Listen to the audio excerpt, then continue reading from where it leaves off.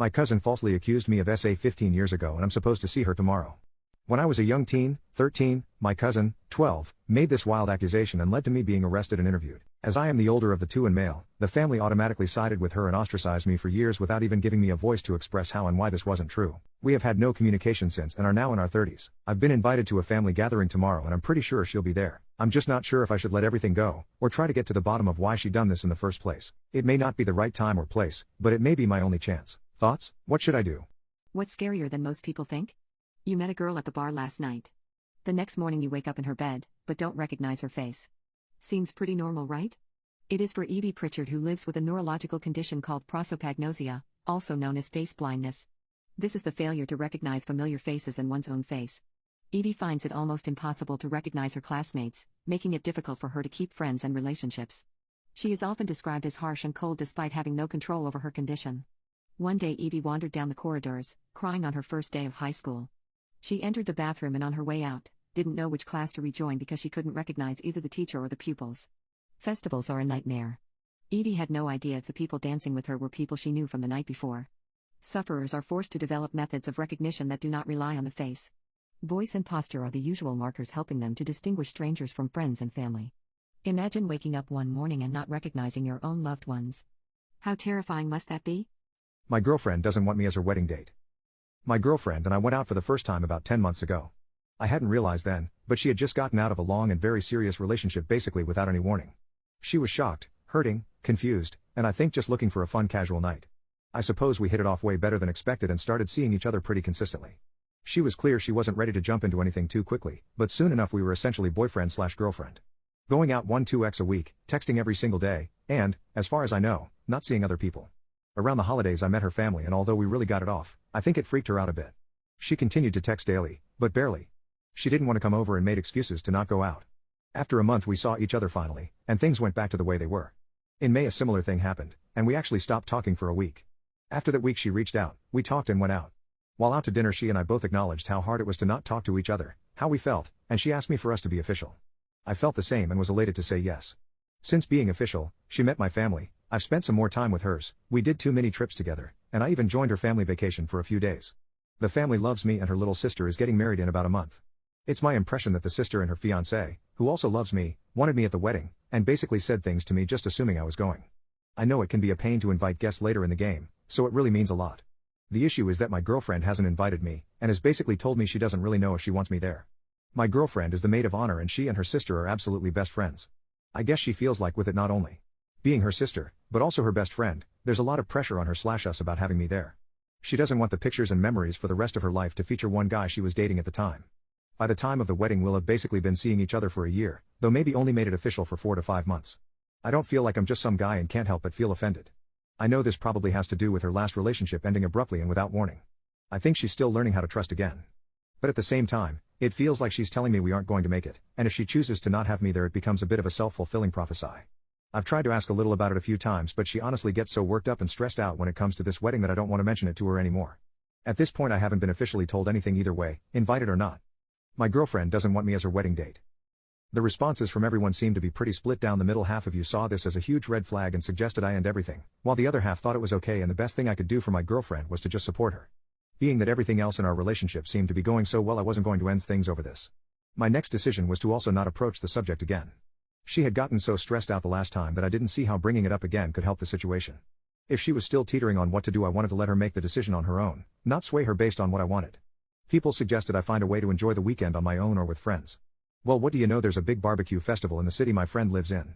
Everyone knows the best way to distract a man with swirling thoughts is through meat. Well, yesterday that all changed because she asked me to go as her date. She apologized for being so late about it, but she described going through what a lot of you had written. She's helping a lot with this wedding and is under an enormous amount of stress. She wasn't sure about bringing me out of fear that it would be another thing she would have on her mind, where she wants all her focus on her sister. She says the way I've just been supporting her lately made her realize she won't need to worry about me. Yes, I probably won't even get to talk to her until dinner. No, I won't know too many people since all her family I'm close with will be in one of the wedding parties. However, I'm important to her and she wants me there with her regardless. She apologized for the last conversation, making it sound like I was just some guy that she was worried about having in pictures. She argued, jokingly, that it wasn't exactly how she said it, but neither of us can remember the exact verbiage anyways. She was also really appreciative that I haven't been pressuring or nagging her about this and let her come to her own decision. The fact that I gave her space on the subject yet continued to support her was what made her realize how much she wanted me there. What are some very comforting facts? Part 2. You have lived through 100% of your bad days. Climate change is, in fact, getting better. Our current pessimistic projections say 3 degrees by 2050 instead of the original 6. There are more trees in the US this year than there were last year. And it's been like this every year since the 1970s. We fixed the hole in the ozone layer. From all available evidence, Earth is an absolute paradise planet, an oasis in the middle of endless space with blue skies, water, birds, dogs. And you get to live on it for your whole. My boyfriend gave me the ICK during a flight, so I broke up with him as soon as we landed. Let me start out by saying I know what I did might seem cold-hearted, but it's extremely important to me to have a strong, secure man as my partner. I'm sort of an impatient, unforgiving person, and I really only like giving people one chance and never looking back if they disappoint me. Anyway, all this took place when my boyfriend of a year and I decided to take a weekend trip to a warmer state. I love my boyfriend and we ended up having an amazing time. We laid on the beach and went clubbing, and it was one of the most exciting, enjoyable trips I've ever taken. The problem didn't arise until after we were on our way home. I strongly believe that traveling together, especially flying, is a great way to test out the strength of your relationship, since it can easily become a stressful experience. Well, we had some issues on our flight back since there was a hurricane in the area we were flying out of. Our flight was canceled, then our new flight got delayed twice, so I was already tired and annoyed by the time we finally got on the plane. It turned out to be a plane ride from hell.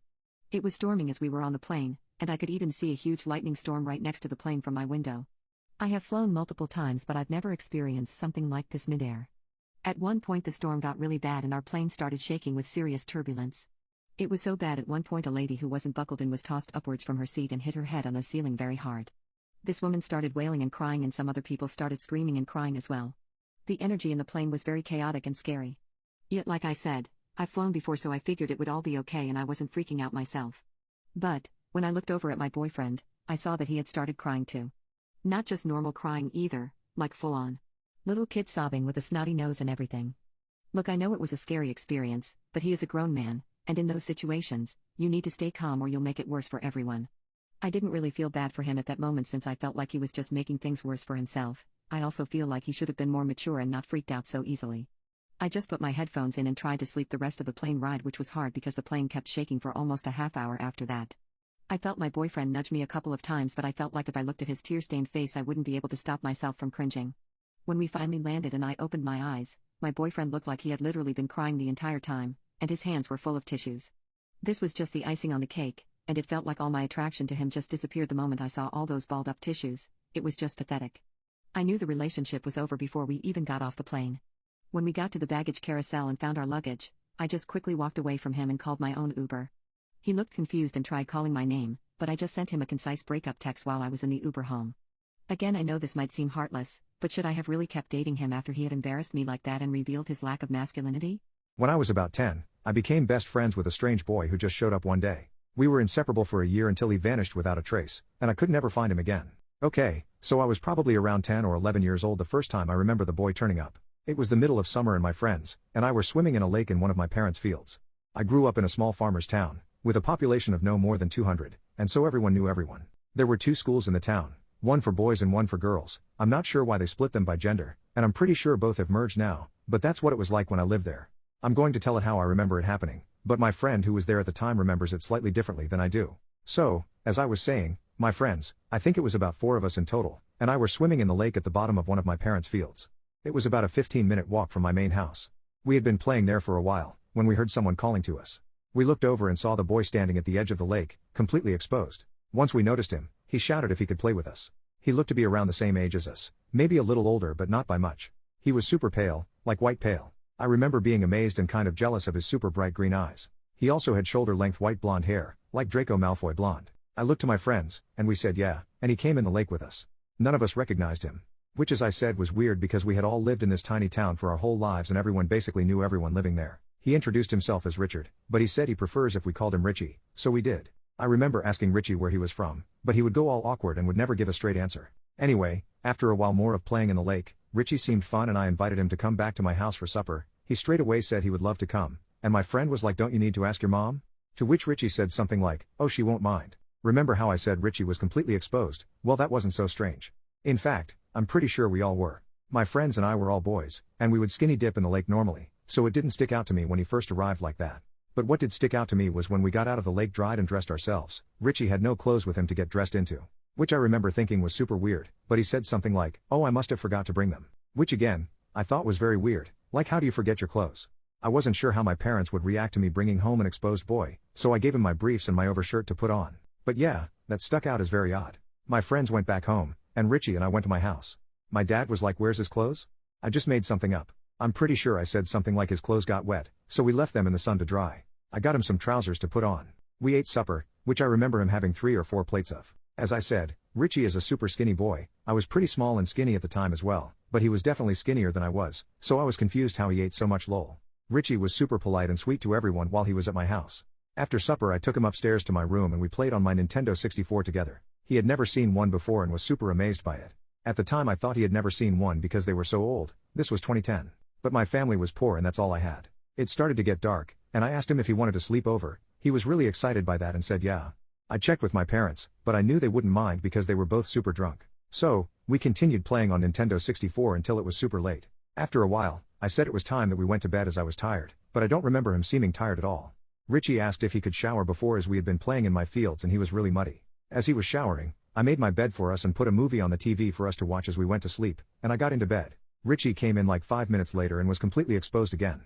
I was like, "Did you walk from the bathroom like that?" He was like yeah and didn't seem to care at all, so even though I thought it was strange I didn't say anything. He got into my bed, I asked him if he wanted any pajamas and he said no, it was too hot, which to be fair I do remember it being really hot that day. I had a Scooby-Doo movie on, and he was really excited by it, and didn't know anything about them, which I guess isn't too weird. But looking back, he didn't seem to know any pop culture stuff at all. I mean, we were pretty behind the times in my small town, but we still knew most pop culture. I had slept in quite a lot the next day, but when I woke up Richie wasn't in my room. I went and asked my mom if she'd seen him and she said he left early that morning after his parents rang our house. How they knew he was with us or where to ring I'm still not sure. Richie had taken some shorts from my room because my mom said he couldn't leave without clothes on. I was a little disappointed he left without me, or at least without saying goodbye or without leaving any way of contacting him again. He turned up again a couple days later when my friends and I were swimming in the lake again. This time he brought clothes, but I'm pretty sure he only brought some briefs and a shirt with no pants. Which again, I thought was weird. Over the next year, him and I became super close. We were like brothers.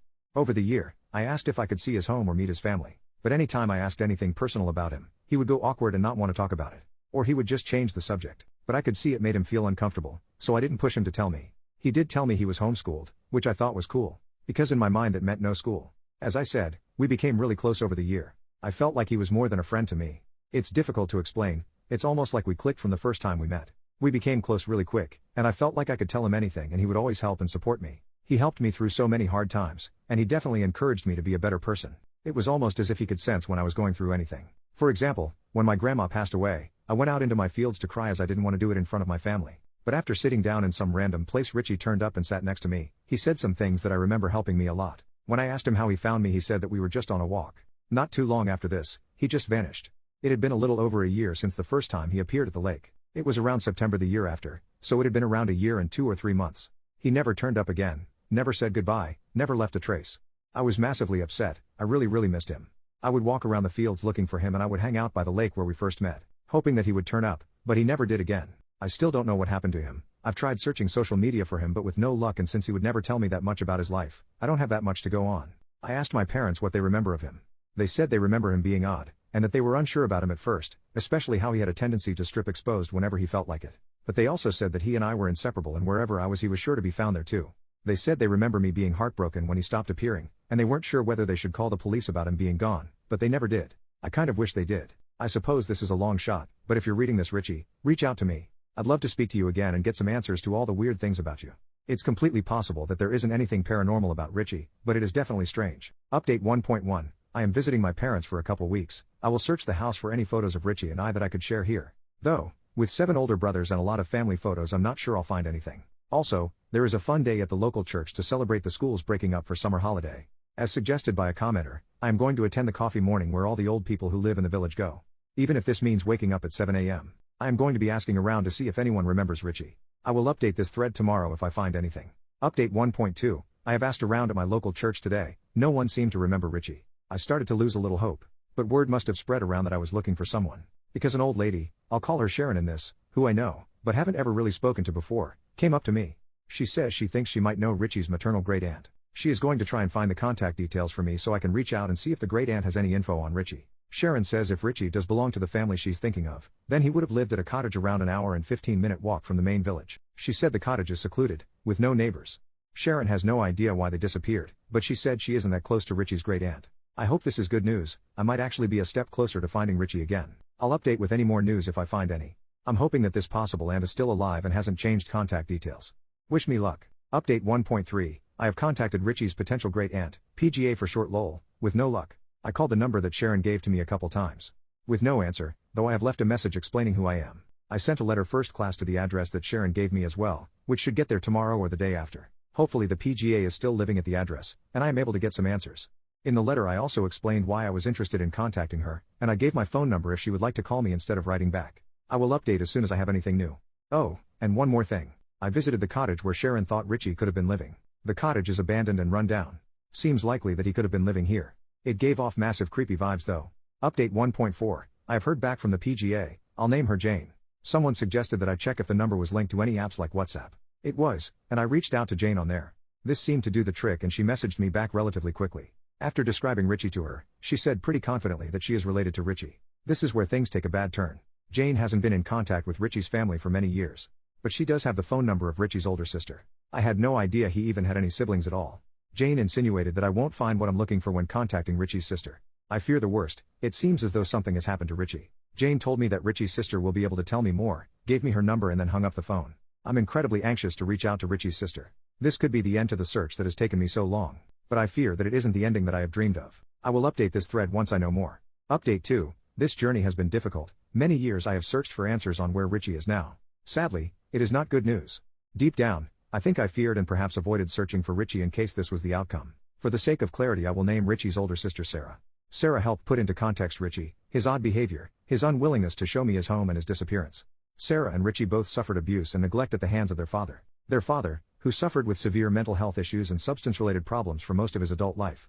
Their father was terrified of the outside world, and thus kept them secluded away in secret. According to Sarah, their father was convinced that the world was months away from ending at any given time. He was convinced that the devil was planning to take over his mind and body, and was convinced that Jesus had spoken to him, and told him the only way to keep him and his family safe was to keep them secluded from the outside world. Sarah shared that their father would not often be physically abusive, which I suppose is of some relief. Richie and his family would move often throughout his childhood, never staying in one place for too long as his father feared that the devil would soon find them. Sarah said they were most likely moved in the middle of the night with no forewarning, though she can't remember the specific time they were moved from my town. This helps to explain how Richie seemed to appear one day, and disappear 15 months later. Richie passed away at age 15, around 2.5 years after vanishing from my town. Sarah struggled to go into the details of Richie's death and I didn't want to push her into sharing something that was painful for her. Though it seemed that Richie took his own life. Sarah told me that Richie would often speak of me, and the time we spent together, and that all Richie ever wanted to do was to come back and find me. Sadly, he never managed that. She said she thought that I was just imaginary. She isn't sure how Richie would sneak out of the house to meet with me, but said that their father would keep them locked in their rooms for days and sometimes weeks at a time. Sarah told me she has a collection of Richie's diaries, which I do remember him writing occasionally. She has offered to send them to me, which is lovely of her. She told me that a lot of the writing is about me, about our time together, about how he wanted to find me again so we could run away together. Again, she never thought I was a real person. Hearing that was so incredibly bittersweet. I look forward to reading those diaries, even though it will be incredibly difficult at the same time. She said she is glad that Richie managed to have an impact on someone on this world. I wish that I was able to express the impact that Richie had on my life. I wish I could tell Richie the impact he had on my life. I want everyone to know Richie. I want everyone to know what an amazing, kind and beautiful person Richie was. This post is difficult for me to write. Deep down, I think that I resisted searching for Richie more in case this was the outcome. Sarah told me a lot more information, but I've decided to leave out most to respect her privacy. Sarah is away and safe from her father, which I am so glad about. Richie, I love you. I'm sorry I couldn't help you. I'm sorry I didn't pick up on the signals that you were in danger. I hope you can forgive me. Richie, you were the only true friend I've ever had. It's so hard for me to write this. I feel so sick that I didn't do more. Richie, I want you to know you saved me so many times throughout my life. So many low moments in my life have been helped because of the memories of you. I am so sorry I wasn't there for you the same way you were there for me. I love you so much, Richie. Update 3. Hello everyone. Almost 1 year ago I made a Reddit post searching for answers about a childhood friend of mine that went missing. Recently that post has resurfaced and so I thought I'd give you all an update on where I am today and how I'm doing as well as how Sarah is doing. It still pains me to think about Richie, and think about how I could have and should have helped him and how I failed to save him. It does really hurt to look back on it. I really don't have many friends and I suffer from pretty bad anxiety, and I just wish I had Richie here with me. Sarah and I still occasionally talk, but not really as often as I wish we could. I have met her in real life once, which was nice. To answer a couple of the common questions, yes, I am currently in therapy. I started it not too long ago along with some medication as I have suffered for a while with severe anxiety. I am currently requesting permission from Sarah before I post any of Richie's journal entries, as I feel she should have final say on if she wants those out on the internet. No, I am not writing a book about Richie. No, this is not a promotion for a book. If anyone was to write a book about Richie and his life, I would think it should be Sarah. However, she does not have any interest in sharing her story. She would much rather leave the past in the past, and honestly I can't blame her. It really breaks my heart that there are so many people in here sharing that they knew a Richie, or they were a Richie. I feel like so many children, even now, go under the radar, the lives they live and the abuse they receive with no one there to help. It hurts to think that there could have been so many with us today that have sadly passed on and are no longer with us. I think everyone has a right to be remembered, and I am so glad that Richie has had an impact on so many people here. Update 4, this is strange for me to be back, but I just wanted to give a short update about my life and the life of me and Sarah now. It has been almost 10 years since he unalived himself. And though I think of him less now than I did before, I still think of him. It seems insane to me that it has been almost 3 years since I posted the original post. Sarah and I speak, but still not often. We met up on his birthday last year, but we didn't this year. The year before that I didn't even know it was his birthday. Sarah is doing really well, at least from what she tells me, but again we aren't close. Sarah and I love the fact that this subreddit keeps the memory of Richie alive. She's really grateful that so many people know her brother's story. I encouraged her to make a post, but she said having that many eyes on her would be far too scary. I can understand that. I don't believe in an afterlife, not anymore. Maybe I did at one point. Richie was a real one, in every way. So, I am glad that his memory can at least live on. Sarah did not give me permission to post Richie's journals. Which I am glad about, because that would have been an invasion of his privacy too far. He has some very personal inner thoughts in them, and sometimes even I feel weird reading. You can very much tell they were written by someone who was in a lot of pain, and it is so sad for me to see them get more and more dark as he grows up. It makes me still upset that I couldn't help him in the way that he helped me. One page I will always cherish is a drawing he made of us both, labeled love. I hooked up with a couple and now they keep trying to cheat on each other with me. I want to laugh when I think about how messy this entire situation got, but that's my life. Messy, SI, and exciting I guess. I am a 23-year-old bisexual girl. I have always been very open sexually and I am very free about my body. That's how I eventually ended up going to swinger clubs and parties on the weekend even though I'm single. These events are always so much fun, and I love being able to explore and enjoy myself in a safe environment. All of this started the other night last week when I was at my favorite underground intimacy club. I had been there before, but I had never had a night exactly like this. I had engaged in threesomes before and even been in larger groups, so when a really attractive older couple approached me, I felt excited instead of nervous. They were both much taller than me, and I was instantly attracted to them. They were both so charming and suave. They flirted with me, played with my hair and touched my legs a lot before we started playing at the party. Things were fantastic right off the bat, so when they offered for me to come back to their place, I quickly accepted. When we got to their place, it turned out to be a brownstone a couple blocks from the club. It was by far one of the nicest houses I had ever been in. Not only was this couple gorgeous but they were obviously rich and successful. They took me into their master bedroom and gave me the night of my life. It was truly one of the most euphoric and sensational nights I have ever had. They were both very talented and experienced, and they gave me more attention than they did each other. We all fell asleep cuddling that night. We cozied up in between them, and I never expected to hear from them again. Guess I was dead wrong. The next morning they cooked me breakfast and gave me kisses before I left. I was in a great mood for the rest of the week, and even thought we had exchanged numbers, like I said I never thought I would hear from them again. That was until the next weekend came. First, the wife texted me. She started off by saying what a great night it had been and explained that she would love to see me again, without her husband. She told me that we would meet in secret, since her husband and her only ever agreed to sleep with people outside of their marriage if they were doing it together. She said she had never done something like this, but I was special, and she couldn't stop thinking about me. Of course, this was exciting to me, and it always feels good to be desired, but it just seemed too messy, so I ignored her message. I literally laughed out loud, when only 2 days later I got the same type of message from the husband this time. He told me the same thing, that intimacy outside group intimacy with his wife was supposed to be off limits, but he couldn't resist me and he wanted to meet up in secret. The two of them kept texting me ever after I didn't respond. They both kept offering to buy me presents to go away on vacation together. I decided not to respond to either of them, and I'm nervous to see them at the club, but all my friends are getting such a kick out of this story of mine that I just needed to share. What is one thing you accidentally taught your child that came back to bite you? My daughter was being bullied in high school by a few other girls. More than once, they ganged up on her, slapped her around and embarrassed her. The school wouldn't do anything but make excuses. So during summer break between her freshman and sophomore year, I got her outside and taught her how to box. Gloves, punching bag, jump rope, the works. To be honest, I really didn't technically teach her how to box. I showed her how to get her wind up, keep her chin down, and taught her how to hit, how to punch through, to counter punch and put together combinations. Put her shoulder behind it and her hip into it. And she did well. Before summer was over, I had the bruises to prove it. Now don't get the wrong idea. I told her to walk away when she could. I made her promise. But if she found herself jammed up, don't just stand there and let herself get beat up. Well, once school started, it was only a few weeks before the phone rang. They told me my daughter was all right. Then right away, off to the principal's office I went. The same 3 girls had jumped on her again in one of the bathrooms. When I got there, the first thing I saw was 2 girls sitting in the outer office wearing bloody clothes. The secretary showed me right into the principal's office and there sat my daughter without a scratch on her. The story was she took out 2 of them and the 3rd girl ran away. So we got through all of that. Warning about this, threats of suspension if it happens again,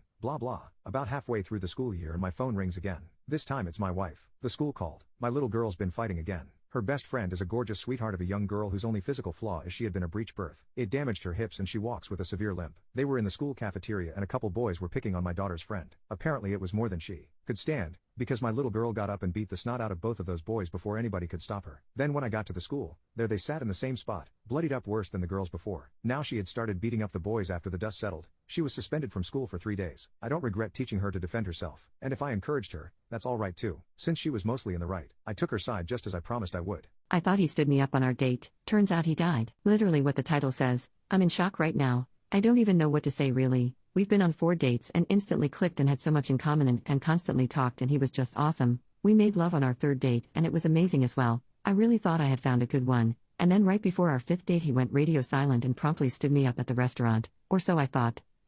Oh well, he probably has something better to do. Thank God it's only been like 3 weeks and I didn't get too invested. But I also really liked him and was pretty mad. 4 whole days of me delving into every insecurity I ever had trying to find a reason he would ghost me like this and embarrass me by standing me up. And then I met my friend, his coworker, who introduced him to me. I didn't want to seem unpleasant or anything so I just told him to tell the guy I'm not mad that he stood me up, to then be met with the saddest look.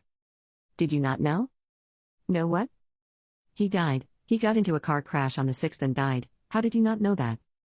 I was speechless. For days I thought this wonderful guy ghosted me for no reason and was terribly pissed with him. Turns out he got clipped by a reckless driver and died on his way to our date. I don't even know how to react. I'm just so flabbergasted right now. I've known him for less than a month. How does one even deal with something like this? What if I fall in love with someone else after I get married? I am going to let you and everyone else reading into a secret that only those who have been married for 50 plus years know. Sit down as it is a blinder. Love is a choice. Fidelity is a choice. Marriage is a choice. Divorce is a choice. It's not about hearts and flowers. It's not about frantic intimacy constantly. It's not like the romance novels and movies we have all been fed. That is all a load of bollocks. Those who have been married for 50 plus years will all have had times when they raise the question if they should continue to be married. They all will have met people other than their spouses who they think are just perfect. They all will have had times when they really didn't like their spouse. They all will have had times when their spouse has done things that hurt them, annoyed them. They all have been through times when they are broke or have struggled. The difference is the choices that those couples make. They make an active choice to resolve their issues. They make an active choice to see the beauty in the person they chose. They make an active decision to stay faithful and to stay in love and direct that love towards their partner. They make an effort to put in the work required to make their relationship work. Sometimes it's really hard work, a lot of sacrifices are made on both sides, but they make the choice to put that work in. The one is the person that you chose to be with and they chose to be with you despite all this. There is no such thing as the one. You chose to make that person your one. Not many think of that when they get married these days. They are more concerned about dresses and drinks and meals etc. That isn't marriage. That is a show. So before you get married imagine that you are in financial difficulty, or they lose their job, put on weight, imagine how you will get through when one of you just doesn't want intimacy or they don't compliment you for a while. Imagine how you will deal with difficult conversations about things like finances, fears of infidelity, how you will deal with children, awkward relatives etc. Imagine they have an accident and need round-the-clock care. Will you still want to be with that person? If the answer is yes and an honest yes that does not have rose-tinted glasses then get married. If the answer is no then don't. Teachers, what is the scariest thing you have seen in the classroom? The most horrifying moment in my classroom came in my second year of teaching in 1969. Students were doing class work and I was working at my desk when I looked up to see a young man showing another young man what looked very much like a handgun. To get a better look, I got up to sharpen my pencil. When I was sure what I was seeing, I walked to a very good student's desk. I bent over as if helping him with his work. I whispered very quietly, "Go get Mr. Fowler, assistant principal. Walk to the outside door, then run." He didn't look up but said, "I will." What came next was the most horrifying part to me, trying to stay calm while wondering what Steve's intentions were and how I could protect the most students if he did start shooting. Surprisingly, I thought more about how to protect them than about how to protect myself. Luckily, I never had to find out if my plans would work because Mr. Fowler came to the door and asked to see Steve in the hall. I held my breath as he got up and walked to the door, but nothing happened, and soon we heard them walking away. Once we could no longer hear them, everyone started talking at once. Most of the students had been aware of what was happening, and several of them asked me how I stayed so calm. I told them it was the best thing to keep them safe. The boy that Steve was showing the gun to asked me if I wanted it. I said yes. He told me that he put the safety on and brought it to my desk, where I opened the bottom drawer and he put it in. Not long after that, Mr. Fowler was back and asked if I knew where the gun was. I opened the drawer and he took it out. It dawned on me later that he was wearing gloves. He also told me outside the door that Steve admitted to planning to use the weapon on his math teacher. He had math next. The next period was my planning. I went immediately to the teacher's lounge where I collapsed. I was shaking, and when my friends asked what was wrong, I told them that I just had a student with a gun in my classroom planning to use it on his math teacher, which caused all of my colleagues to freak out. When I calmed down again, I went to the office to ask if I could possibly go home for the rest of the day. The principal said they had already called a sub for me. I went home and took my dog for a very long walk to work off the nervous energy. I peed in his shampoo. Don't flame me, this doesn't make it that much better, but I was 21 at the time I did this. I am now 33. I had just gotten out of living in a homeless shelter for 3 months as a result of my alcoholism, and mental health destroyed my stability after my best friend died of an OD shortly before Christmas of that year. My friend A had taken me in. I was sober, incredibly non-intrusive, albeit constantly anxious and depressed given the situation and circumstances I had just come from, and was contributing whatever I could financially and domestically, chores, etc. Now, if the road to hell is paved with good intentions, then this house was the bathroom at the pit stop along the way. There were 7 people living in this 3-bedroom house. A, her 5-year-old daughter, A's recently divorced and relapsed mom, who was sleeping on the couch across from the one I was on, their roommate M, the downstairs tenant who was a hoarder and never bathed, myself, and the target in question, A's baby daddy, Tad. Yes, that was his name. Tad. It sounds as disgusting as he is. Tad was a pathological liar, lazy, complete with a Peter Pan complex, who would impregnate women, stay for a few years before being kicked out and taken to family court for child support. I kid you not when I say that is the most diplomatic character description I could give this sponge. What made our dynamic contentious, however, was how he loathed the fact I wasn't working, but he had to, and absolutely hated the fact I was better at trivia than him. My only solace in this was playing Left 4 Dead on the Xbox. It was the game my friend and I would play before he died, so it was comforting and a form of exposure therapy because I was finding joy in something we previously enjoyed together without him. But it was Tad's. So, after I royally whooped his A at trivia night, he rage quit not too long after. And the next morning he took the game and put it in his room. Tad was not unaware of what I was going through. Much like I wasn't unaware of his neurotic fixation on the dandruff existing amongst his receding hairline, ultimately preventing me from playing it. And that pissed me off. Not so much that he put what was rightfully his out of my reach, but that he had done so passive-aggressively and with spite. A was aware of all of this and proved to be more concerned with placating the man-child, squeezing me for whatever money I had, and eventually joining in on his passive crusade than maintaining our 13-year friendship. M, however, proved to be a cool dude and was on my side. Back to the dandruff. Tad had a bottle of Head and Shoulders in the shower and, having just locked down a place to move into, I said to myself, he wants to be passive-aggressive? I'll show him passive-aggressive. Unscrewed the lid to his shampoo bottle, and took the rankest first thing in the morning piss right into it. Put the lid back on and shook it. I told M what I had done and then made an exit without ever returning. Later that week over Messenger, M told me Tad had come down after a shower while he AMDA were watching TV and with a poop-eating grin said the Head and Shoulders made my scalp tingle. And M couldn't hold the laughter. He had run out of the room and left Tad and A with perplexed looks on their faces. He said it was one of the best things to be in. Am I the a-hole for wanting to leave my husband after surviving cancer? I'm a 35-year-old woman, and I've been married to my husband, who's 36, for 8 years. We've been together for 11 years, and we have 2 kids, aged 6 and 8. Last year, I was diagnosed with cancer. The treatment was tough, but I made it through, at least for now. However, our relationship hasn't been smooth for about 5 years. I've tried to fit into my husband's ideal life, which involves living in remote places far from people. I'm more of a city person. To make our family life work, I took jobs that didn't challenge me, even though it wasn't what I truly wanted. My husband thought it was what I desired, but I was growing resentful. I've talked to him about my feelings many times, but he didn't take them seriously. Our relationship hit a rough patch when he caught me flirting with other guys, even though I never went beyond that. I quit drinking 3 years ago to avoid any more mistakes that could harm our relationship. My husband is an excellent father, which I never had. He loves our kids, and they have a fantastic bond. I'm also close to my children. However, he isn't a great partner. He asks about my day but never really listens to my answer. He talks about his work but doesn't pay attention to me. He makes a lot more money than I do, about 7 to 10 times as much, but he insists on splitting expenses 50-50 to keep things fair. In recent years, I've ended up covering more expenses than him, even while I was working full-time during my cancer treatment. He never offered to help with any extra costs. He believes it's fair because there were years when I paid less, like during my pregnancies. I don't feel emotionally connected to him anymore, and I don't want to be intimate with him. I have a history of abuse, and emotional connection is essential for me to enjoy intimacy. Over the past 5 years, he's only touched me when he wants intimacy. I've given in many times, feeling like I betrayed myself, but I did it because he needed it, and I'm his spouse. Now, I've been thinking about divorce for over 8 months. I've finished my treatment, but I'm not sure how long I'll stay healthy. I'm tired of compromising. My husband is a nice guy, And we're planning to start therapy, but I just want a fresh start. Therapy feels like a burden to me. Have you ever judged someone based on their appearance, and it turned out to be completely wrong? My boss told me not to hire him, but he became the best employee. I stuck my neck out for an ex-con on house arrest at my job. He interviewed well, but his availability was horrible between the ankle bracelet, meeting with his parole officer, and his substance treatment program. My general manager said not to hire him and I said, I'm doing it anyway.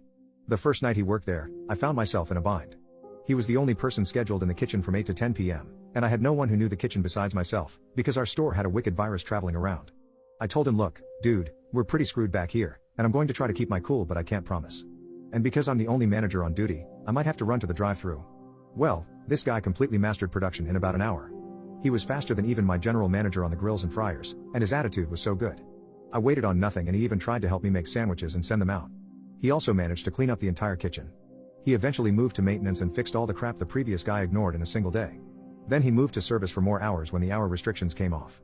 This was arguably the hardest positon, as you had to constantly deal with Karens throwing tantrums. But even they proved to be no challenge for this guy. My general manager got over the ankle bracelet, record, and tattoos, and actually hired him for his house flipping business. All because I said, we need employees, and you can't be picky when he's the only guy I've interviewed in a month. He was a great hire. He is a great man. He was the kids' defender when people chose to berate my teenager cashiers. He was a great influence on the kids, a real do as I say and not as I did kind of guy who was painfully honest about what he lost to substances. He's made good money in the house flipping business, and is expecting his first kid with his wife in 4 months. I met a strange boy when I was young and became super close friends. A year later he disappeared and I never found a way to contact him again. I was 10 years old the first time I remember the boy turning up. It was the middle of summer and my friends and I were swimming in a lake in one of my parents' fields. We had been playing there for a while, when we heard someone calling to us. We looked over and saw a boy around the same age as us standing at the edge of the lake, completely naked. Once we noticed him, he shouted if he could play with us. I looked at my friends and we said yeah, so he came in the lake with us. None of us recognized him though, which was weird since we lived in a small town where everybody knew everybody. He introduced himself as Richard, but he said he prefers if we called him Richie. I remember asking Richie where he was from, but he would go all awkward and would never give a straight answer. After a while of playing in the lake, Richie seemed fun, so I invited him to come back to my house for supper. He said he would love to come and my friend asked, don't you need to ask your mom? To which Richie said she won't mind. Thing is, as we were changing, Richie had no clothes with him to get dressed into. This was super weird, but he said he must have forgotten to bring them. Which again, I thought was very weird, because how do you forget your clothes? I wasn't sure how my parents would react to me bringing home a naked boy, so I gave him my briefs and my overshirt to put on. My friends went back home and Richie and I went to my house. We ate supper, which he ate 4 plates of. Richie was a super skinny boy, so I was confused how he ate so much. He was super polite and sweet to everyone while he was at my house. My mom even said he should join us again sometime. After supper, I took him upstairs to my room and we played on my Nintendo together for hours. It started to get dark and I asked him if he wanted to sleep over. He was really excited by that and said yeah. I checked with my parents, but I knew they wouldn't mind because they were both super wasted. So we continued playing until it was super late. After a while, I said it was time that we went to bed as I was tired, but I don't remember him seeming tired at all. Richie asked if he could shower before, as we had been playing in my fields and he was really muddy. As he was showering, I made my bed for us, and put a movie on the TV for us to watch as we went to sleep, and I got into bed. Richie came in like 5 minutes later and was completely naked again. I asked if he walked from the bathroom like that and he said yeah.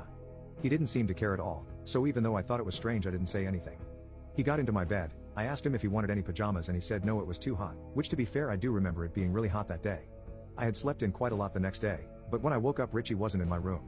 I went and asked my mom if she'd seen him and she said he left early that morning after his parents rang our house. How they knew he was with us or where to ring, I'm still not sure. Richie had taken some shorts from my room because my mom said he couldn't leave without clothes on. I was a little disappointed he left without me, or at least without saying goodbye or without leaving any way of contacting him again. He turned up again a couple days later when my friends and I were swimming in the lake again. Over the next year, him and I became super close, like brothers. He's almost like we clicked from the first time we met. Over the years, I asked if I could see his home or meet his family, but anytime I asked anything personal about him, he would go awkward and not want to talk about it. Or he would just change the subject. I could see it made him feel uncomfortable, so I didn't push him to tell me. I felt like I could tell him anything and he would always help and support me, but it hurt that he didn't feel like he could tell me anything about his family or personal life. He helped me through so many hard times, and he definitely encouraged me to be a better person. It was almost as if he could sense when I was going through anything. For example, when my grandma passed away, I went out into my fields to cry as I didn't want to do it in front of my family, but after sitting down in some random place Richie turned up and sat next to me. He said some things that I remember helping me a lot. When I asked him how he found me, he said that he was just on a walk. Not too long after this, he just vanished. It had been a little over a year since the first time he appeared at the lake. It was around September the year after, so it had been around a year and 2/3 months. He never turned up again. never said goodbye, never left a trace. I was massively upset. I really missed him. I would walk around the fields looking for him, and I would hang out by the lake where we first met, hoping that he would turn up, but he never did again. I still don't know what happened to him. I've tried searching social media for him with no luck, and since he would never tell me that much about his life, I don't have that much to go on. I asked my parents what they remember of him. They said they remember him being odd, and that they were unsure about him at first, especially how he had a tendency to strip naked whenever he felt like it. But they also said that he and I were inseparable, and wherever I was he was sure to be found there too. They said they remember me being heartbroken when he stopped appearing, and they weren't sure whether they should call the police about him being gone, but they never did. I kind of wish they did. I suppose this is a long shot, but if you're reading this, Richie, reach out to me. I'd love to speak to you again and get some answers to all the weird things about you. It's completely possible that there isn't anything paranormal about Richie, but it is definitely strange. I met a strange boy when I was young and became super close friends. A year later he disappeared and I never found a way to contact him again. Part 2. I met a strange boy when I was 10 and we became so close. He was my childhood best friend and my first and only true love. He disappeared one day and I've missed him since then. This journey has been difficult and sadly, what I found is not good news. Deep down, I think I feared and perhaps avoided searching for Richie in case this was the outcome. I tracked down a distant relative to Richie who then put me in contact with Richie's older sister. A sister that I didn't know existed. His sister was named Sarah and she helped me understand Richie, his odd behavior, his unwillingness to show me his home and his disappearance. Sarah and Richie both suffered abuse and neglect at the hands of their father. Their father, who suffered with severe mental health issues and substance-related problems for most of his adult life. Their father was terrified of the outside world, and thus kept them secluded away in secret. According to Sarah, their father was convinced that the world was months away from ending at any given time. He was convinced that the devil was planning to take over his mind and body. He was convinced that Jesus had spoken to him, and told him the only way to keep him and his family safe was to keep them secluded from the outside world. Sarah shared that their father would not often be physically abusive, which I suppose is of some relief. Richie and his family would move often throughout his childhood, never staying in one place for too long since their father feared that the devil would find them soon. Sarah said they were most likely moved in the middle of the night with no forewarning, though she can't remember the specific time they were moved from my town. This helps to explain how Richie seemed to appear one day, and disappear 15 months later. Richie passed away at age 15, around 2.5 years after vanishing from my town. Sarah struggled to go into the details of Richie's death, and I didn't want to push her into sharing something that was painful for her. Though it seemed that Richie took his own life. Sarah told me that Richie would often speak of me, and the time we spent together. And that all Richie ever wanted to do was to come back and find me. Sadly, he never managed that. She said she thought that I was just imaginary. She isn't sure how Richie would sneak out of the house to meet with me, but said that their father would keep them locked in their rooms for days and sometimes weeks at a time. Sarah told me she has a collection of Richie's diaries, which I do remember him writing occasionally. She has offered to send them to me, which is lovely of her. She told me that a lot of the writing is about me, about our time together, about how he wanted to find me again so we could run away together. Hearing that was so incredibly bittersweet. I look forward to reading those diaries, even though it will be incredibly difficult at the same time. She said she is glad that Richie managed to have an impact on someone in this world. I wish that I was able to express the impact that Richie had on my life. I wish I could tell Richie the impact he had on my life. I want everyone to know Richie. I want everyone to know what an amazing, kind and beautiful person Richie was. This post is difficult for me to write. I think that I resisted searching for Richie more in case this was the outcome. Sarah told me a lot more information, but I've decided to leave out most to respect her privacy. Sarah is away and safe from her father, which I am so glad about. Richie, I'm sorry I couldn't help you. I'm sorry I didn't pick up on the signals that you were in danger. I hope you can forgive me. Richie, you were the only true friend I've ever had. I feel so sick that I didn't do more. Richie, I want you to know you saved me so many times throughout my life. So many low moments in my life have been helped because of the memories of you. I am so sorry I wasn't there for you the same way you were there for me. I love you so much, Richie. What's something boys can never tell their girlfriends? I actually watched this episode without you when you passed out last night. That you wouldn't date her if she was a worm. I just know this is going to be on a TikTok with Minecraft gameplay or Subway Surfers in the background with shitty lo-fi music. They'll put this comment in for the meta joke of it and use it to farm comments about how funny it was to put this one in there. Same with this one. How much I actually spend on my hobbies. The real answer to the question what are you thinking about when he dozed off again? What I'm really thinking about, since you would never believe me if I said I was thinking about how bike tires are made. I want my hoodie back. I need space from her sometimes, and it's not because she did something wrong. Calm down. The guy she tells us not to worry about really worries us. Garbage man, what's the most interesting items you've seen in the trash? I work on a landfill site, which is where all the rubbish ends up. I'll start with some illegal things we found. One day we found this huge strange stash of probably almost 100 of porn magazines, chains, dildos, whips, all kinds of sex toys. We just thought it was interesting, and maybe it's a sex store that dumped them. But among them were hundreds of Polaroid photos. We all had a brief look at them, closed the site immediately, and called in the police. The pictures were of little boys and girls. There were around 6 of them. The youngest looked around 5, and the oldest around 8. All the items that were dumped were being used on them in the photos. I never heard back about them. That's not the worst I've seen though, I'll say that at the end. Another time, police in the local area had busted a huge cannabis grow house and brought all the equipment for growing to our site. We're talking about thousands of dollars of lighting, timers, ventilation systems, and hydroponics, the full Monty. We're not allowed to take things home from the site. But one of the guys is growing cannabis now. We also get strange things. Sex toys, fetish wear, thigh-high latex boots, corsets, that kind of thing. One time we found a big bag of them, and one of our staff members casually remarked we're all the right size for his wife. Anyway, we're not allowed to take things home from the site, but the wife got some new clothes that day. As for valuable, one staff member found a set of real jewelry with real gold, and managed to sell that for a few thousand. The Apple shop in the nearest city had received a faulty batch of iPod Nanos when they were first released, so they got brought here. As far as we could tell, the only problem with them was that the plastic cases were misformed and didn't fit together too well. They worked fine. Anyway, we're not allowed to take things home from the site, but we each got a new iPod that day. The worst thing we've ever had on site was a dead baby. It was born for only a few hours. Someone had just thrown it away in the bin right after giving birth. The plant driver luckily saw it before he ran over everything in the machine, but fuck, that was horrific. That was another whole police thing too. Anyway, we're not allowed to take things home from the site. But My meat-eating daughter is refusing to go vegan like the rest of us, so my husband and I are thinking of sending her away. 2 years ago my husband and I became vegan, and we have been avid preachers of this lifestyle ever since. We organize protests, attend groups, try to spread the good word of veganism all around, and are very much against cruelty against animals. The one thing which has been very difficult to deal with, however, is my daughter. She is now 17, and no matter how hard we have tried to turn her vegan, she has refused. When she first said no to turning vegan 2 years ago, we figured it was just stupid teenage rebellion and figured it would not persist, but sadly it has. When we first turned vegan, we tried to have a family homemade vegan dinner game night, where we all made a homemade vegan dinner and then played cruelty-free board games. My daughter thought it would be a funny idea to come to the dinner with a steak freshly bought from the butcher's.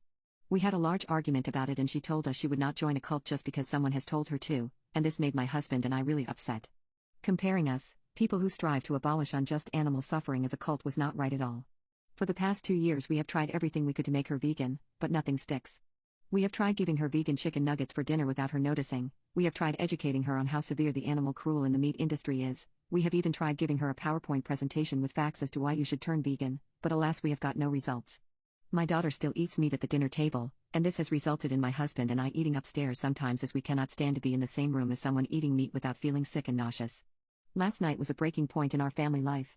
I had gotten my daughter to finally agree to have a vegan dinner with us, something she has not done in a while.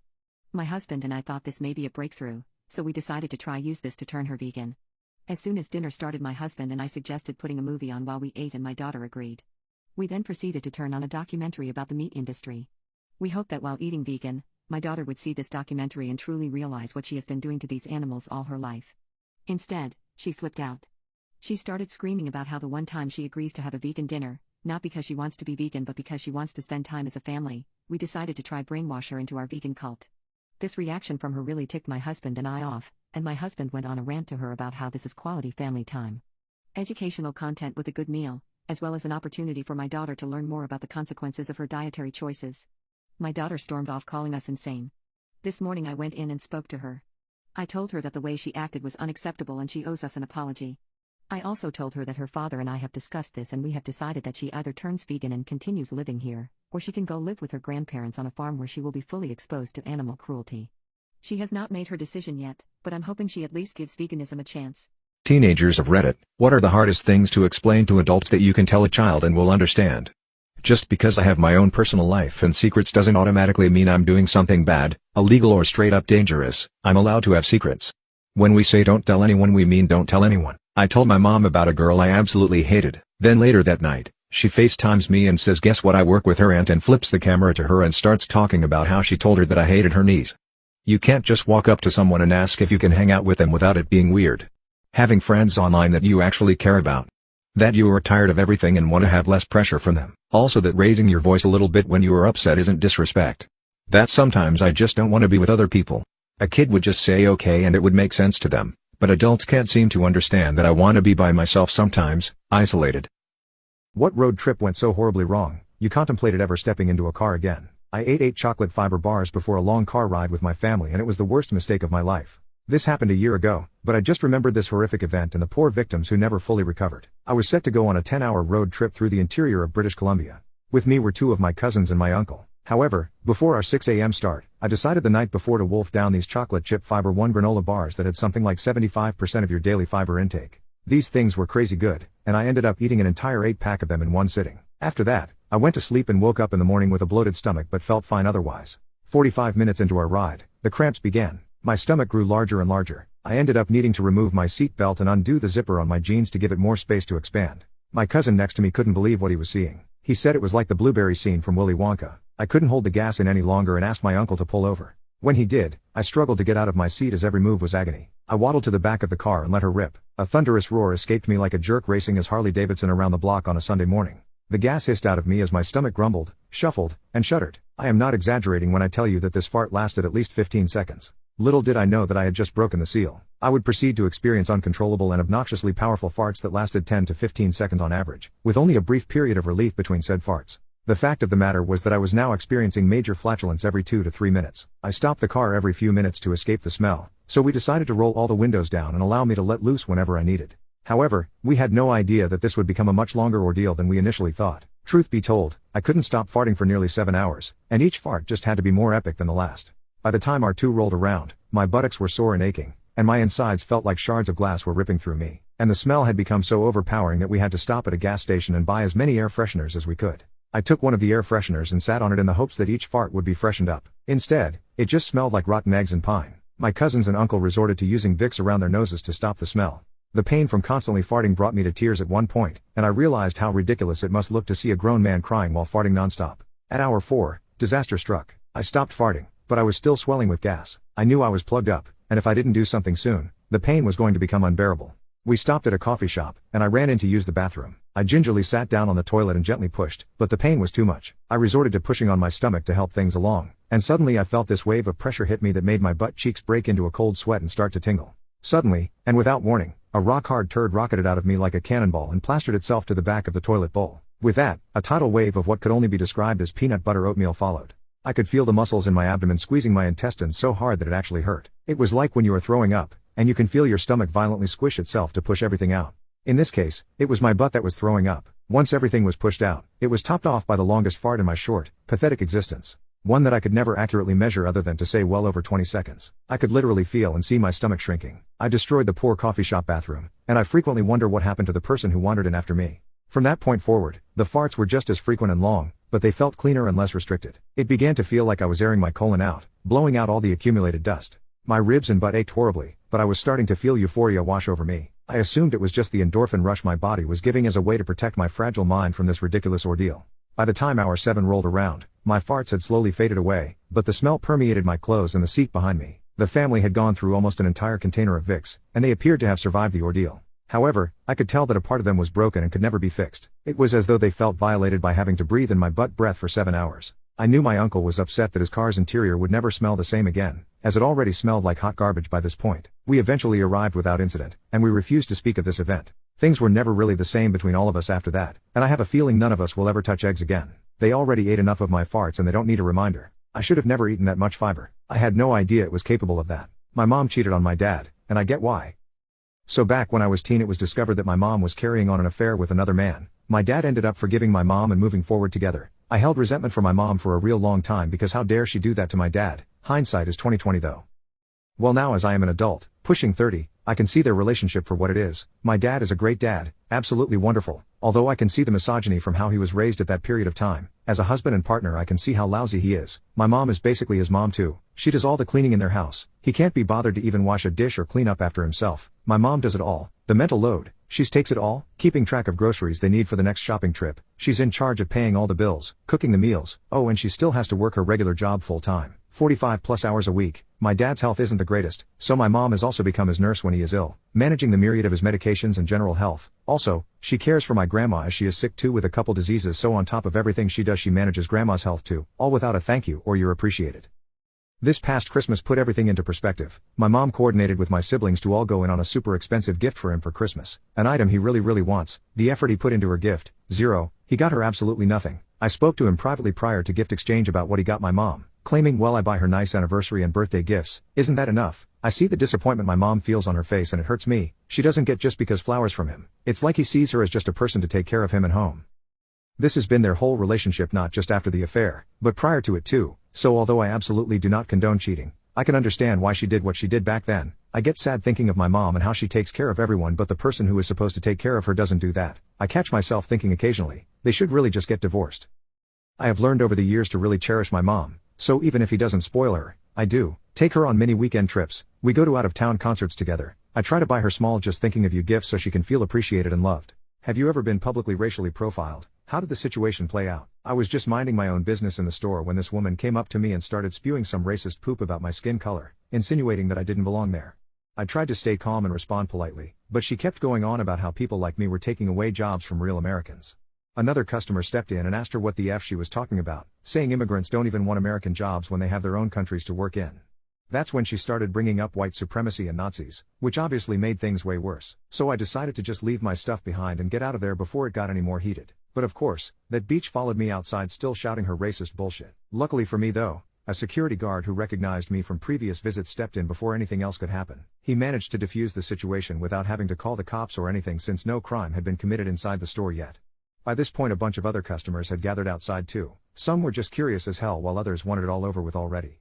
Knowing how much legal trouble something like this could cause for an immigrant like myself plus all the mental stress it would bring on top of that, I chose not to engage any further with her and just left instead. Probably for the best considering all eyes were already on us at that point anyway. My girlfriend cheated on me with my sister. I am writing this while shaking and with tears in my eyes. My girlfriend of 3 years who I thought was the love of my life is cheating on me with my sister. I always had my suspicions that my sister likes girls but I was never sure. However, if we were going out and she knew my girlfriend will be there, she'd change her whole outfit and put on more makeup, but I didn't really think much of it. My girlfriend, however, she always told me that she's straight and she doesn't see no one else but me. She always told me that I'm the love of her life and I really thought this girl was my soulmate. Yesterday I was at my girlfriend's house and her mother called her, so she left me alone in her room for a bit and she kept her laptop open. I saw an Instagram page and she got a notification from my sister, so I got a little curious. When I checked the message I almost throw up. It was a very dirty message, so I started shaking and continued reading the chat, and there she is. The love of my life and my sister sending each other explicit messages about what they want to do to each other. They also had explicit pictures and videos of each other and I saw humiliating and heartbreaking jokes about me. When my girlfriend came back to the room I left the messages tab between her and my sister open to let her know I know what she did. She got crazy and started yelling at me, calling me a creep for reading her messages. I get that it's wrong to read her messages, but this was my sister. I really can't believe that any of them did this to me. I was always so close with my sister and my relationship with my girlfriend was perfect. I am devastated and I don't know what to do.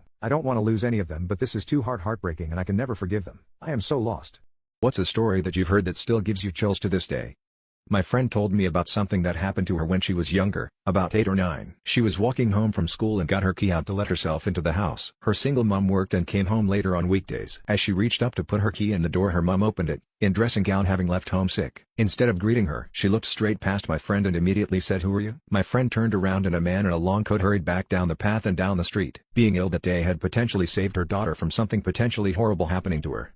Very short one, was talking to someone who was first on scene to the Virginia Tech massacre. He told me that although the sight of dead bodies was disturbing, what really stays with him was the sound of all the cell phones ringing from people trying to contact them. Friend of mine is kind of a nature nerd, so she goes out on these long hikes and camps for a few days, by herself. So one time she does this and returns safe and sound. Nothing happened. She gets her disposable camera developed and there's 3 pictures of her sleeping in her tent. I've been lying to my family for 25 years. I guess it's time for me to come clean. Not because I feel too bad for what I've been doing, but because it's possible my eldest son is onto me. I have 3 kids and a wonderful wife. For more than 25 years our family has loved doing puzzles together. Since we started, I've done something that may seem unsavory to people that don't understand the joy of putting in that final piece. To ensure it was always me, whenever we start a new puzzle I take one of the pieces and hide it in a green sock that's at the bottom of my dresser. Whenever we get to the very end, we all, once again, lost a piece. We all search frantically until I'm the hero who finds it. Well, this past Sunday we got to completion once again, only this time there are 2 pieces missing. We begin searching. It may be my imagination, but my eldest son gave me a look. It was a half smirk. I think he's onto me. Derek, if you're reading this, I have more patience than you do. I'll hold my peace forever if I need to. Find yours first, and let's end this madness. A fellow Reddit user PM'd me an incredible idea. I'm going to try and contact the manufacturer and order his missing piece. I'm going to find it when it arrives, then find mine immediately after. I almost feel bad when I consider how truly confused he will be. Thank you Spock High on Spores. I don't think he's found this thread yet because he hasn't approached me about it, so this could still work. I'm so excited. This will go down in family history. Who is the most pathetic person you know? My brother is 31 years old. In his time on Earth, he has not had to lift a finger to keep any of his needs met. He dropped out of college after less than half a semester because he could not bother rolling out of bed before noon to take the car our parents got him to class.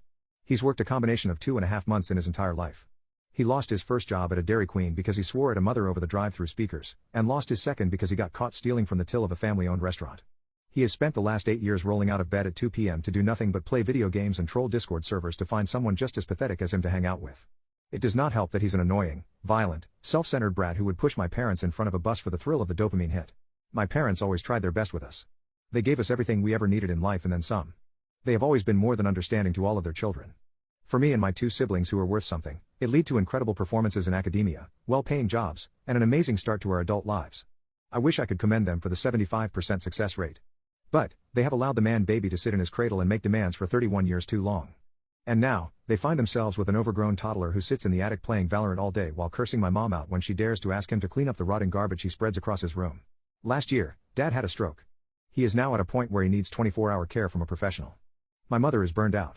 She retired when Dad had the stroke to take care of him, and it's done more damage to their relationship than 33 years of marriage could ever do. It does not help that they are perpetually harassed by the child demanding his dinner be delivered to him while he screams at teenagers over the internet. Me, all my human siblings, and my parents have been talking for months now about solutions. At the beginning of the month, we decided Dad is going to a care center. Mom will sell the house to move to a 55-plus community close to Dad, and the man baby will hopefully find a box with an internet connection. Mom and Dad have always protected him, but my guess is the stroke finally woke them up to the reality of the situation. Yeah, it sucks, and they are to blame for allowing him to get to this point. But, there comes a time to cut your losses and admit you messed up and move on. It's a shame all of the man baby's siblings, including myself, hate his guts. None of us care what happens to him, and it's interesting to say that out loud now that I think about it. I got the privilege to be there yesterday when he got the news. Mom's going to be moving in with sis till the house sells, Dad's going to the care center next week, and movers will be clearing the place out starting pretty much now. He has a month, the eviction process is already rolling. The non-emergency line already knows that his temperamental and violent behind has been served and is ready to respond if he does something stupid. Oh, and our firefighter neighbor will be over in only a few minutes if he needs his ass put in gear on short notice. It was wonderful. His meltdown was legendary. He actually stomped his feet and screamed that it's not fair. Said he was going to sue us all, screamed in an elderly man's face saying he wants to kick his ass. He demanded to know what we were going to do to help him find a place to live, how much money we were going to give him to make sure he didn't end up on the streets, asked what he's supposed to do about the fact he was saving his money to buy a new graphics card. He somehow still does not understand exactly what he is now facing. He's now not talking to Mom or Dad, he's locked himself in his room since last night and only comes out to use the restroom and take food from the pantry that will not be filling itself anymore. It's great as my brother is staying there and working remotely to make sure he does not try anything, and to update me and my sister on the man baby's tantrum. Am I the a-hole for getting it elsewhere since my wife didn't want to have intimacy anymore? So a few months ago I posted for relationship advice because my wife decided unilaterally that we were done with intimacy. She found out she couldn't have kids due to a choice she made before we met, and kids were apparently her only reason for intimacy. I love my wife and enjoy being close to her, but our marriage was becoming untenable after 2 years without intimacy. I tried talking to her, sought counseling, and even wrote her a kind, loving letter asking her to join me in counseling or see a doctor. She responded by scrawling, "Go get it elsewhere because you are not getting it from me," across the letter with a red Sharpie, then walked out. After that I decided to follow her suggestion. It took a while, but I met someone who was just interested in a physical relationship. I made sure she knew I was married. My wife found out because I didn't hide it. When I got home one night she was crying and asked if I was going to leave her. I said no. She asked if I was cheating, and I admitted to getting intimacy elsewhere. She called it cheating, and I didn't disagree. I showed her the photocopy of the letter with her response. The next morning, she said she reread the letter and realized it wasn't just begging for intimacy. She agreed to counseling alone and with me if I stopped seeing the other woman. I said I would pause my friendship until we saw progress in counseling. She refused to start counseling unless I ended the other relationship completely. Our discussion almost turned into a fight, so I went for a run. Before I left, I asked her what would compel her to go to counseling if I stopped seeking intimacy elsewhere. When I got back she still didn't have an answer and couldn't even say our relationship was worth saving. I don't want a divorce, but I'm not going the rest of my life without intimacy. She refuses to see my side. What should I do? I need advice. What's the most wholesome experience you've had with a stranger? I was traveling from the south of England to the north of Scotland to start a new job the next morning. I had taken a train up to London and was supposed to get on an early morning flight from Heathrow. The bus to the airport, however, was cancelled and I had to make my own way using a series of night buses. However, it was about 2:30 a.m. and my phone was dead, and I had never used London's night buses before. I was young and a little scared. Standing in the middle of Victoria trying to figure out the fated bus schedule when a woman came up to me and asked, "Are you alright, love?" And I explained through tears that I thought I was going to miss my flight and didn't even have an Oyster card. She looked up my route on her phone, wrote down all the possible variations of buses and trains that I would need to take, including the times. She waited with me the entire time, like 20 minutes, then when the bus came up she paid for my fare, no cash on London buses. I got out and looked to her and she shrugged and said, "Oh, I'm not getting the bus, you just looked like you needed someone." I think about her every once in a while, and I'm incredibly grateful for her. My daughter made a terrible mistake and it saved her life. I was pushing the grocery cart through the automatic door of the market and my cell phone rang. I checked the number and happily answered. I always enjoy hearing from any of my adult children. I think it was nearing noon on a Monday on the West Coast. I stood at my cart looking at the bright lights of the store and something in my daughter's voice caused me to almost sway as time stood still. Mom, I don't know where to go. Everybody is running and I heard a huge blast, like a gas explosion. I said to run away from the noise, run with the people. It was my daughter who made a mistake, which saved her life and limbs. She was a young adult making a life for herself as a dancer in New York City. My husband, her father, had flown to the East Coast to run his yearly marathon. My daughter, wanting to see her dad and experience the thrill of seeing the finish line of the Boston Marathon, decided to take a bus to Boston for a small trip. She anxiously found her way to the best spot available for viewing this event, and that was at the corner of the sidewalk on the finish line. The weather was good and people were excited and talking as the event took place. Since she was there by herself, she was talking to strangers and spent most of that time talking to a woman and her baby. Her phone rang and she saw it was her bank, being that it could be important. And it was April 15th, tax day. She thought she should take the call. She answered, but was having trouble hearing the message, so she left the corner, knowing from her tracking app on her phone that her dad had quite a few more minutes until he was due to finish. They, of course, put her on hold for several minutes, so she waited a few blocks from her original spot. Apparently, she had switched some numbers on her savings account and the bank was unable to deposit her tax return. It was unexpectedly efficient of the bank to call her and to get it straightened out so quickly. She did get it all corrected and she was making her way back to the storied finish line. That's when she heard the loud bang that set everyone running. I got the call in the grocery store, left my card outside of the door, and went to my car and instinctively turned on the radio. A few seconds later, breaking news came on the news station. There had been a large blast and then another one at the finish line of the Boston Marathon. At the time, nobody was sure what had happened. They stopped the runners with no explanation. After waiting for several minutes, my husband and the other runners dispersed and he started walking back to the hotel. He had no cell phone with him. I don't know how long it took him to get back, or when he found out what happened, but it was chaos. My daughter, being exceptionally distraught, made her way back to my husband's hotel lobby where they had a default rendezvous plan anyway. The TV was on in the lobby, and my daughter said she recognized faces of celebrities getting on the elevator of the hotel. She did calm down and she and my husband were police escorted out that night during the curfew. What is the dumbest thing you have tricked someone into believing? About a year ago, I was taking off the remnants of a peel-off mask I put a little bit on my shoulders. My boyfriend walked in and asked me what I was doing, and for some reason I joked and said, "Oh, I'm shedding my skin since I just finished my period." He was really confused, but believed me immediately and started asking a ton of questions. I decided it would be funny to stick with the joke and answer all the questions. Here's how it went. "So why do you have to do that?" "Well, you know how girls shed the lining of their womanhood during their periods? It's kind of the same thing, but since skin doesn't contract, we have to peel it off." "Does it hurt?" "Only a little bit, but it's such a relief when it's off." "Do all girls have this?" "Yes, but we're all kind of ashamed of it because a lot of guys shame us for it, so don't ask girls around you about it." My poor gullible baby boy. Well, once, he mentioned it around one of my best girlfriends. I gave her a look from across the room, and she went with it. And then he mentioned it in front of his sister. I gave her a look, she went with it, and then told their mom to go along with it later if he ever asked. This spread around quickly. His aunt, my mother, my sisters, my female cousins, his female cousins, his grandmother, all of my female friends, all of his sister's female friends, everyone.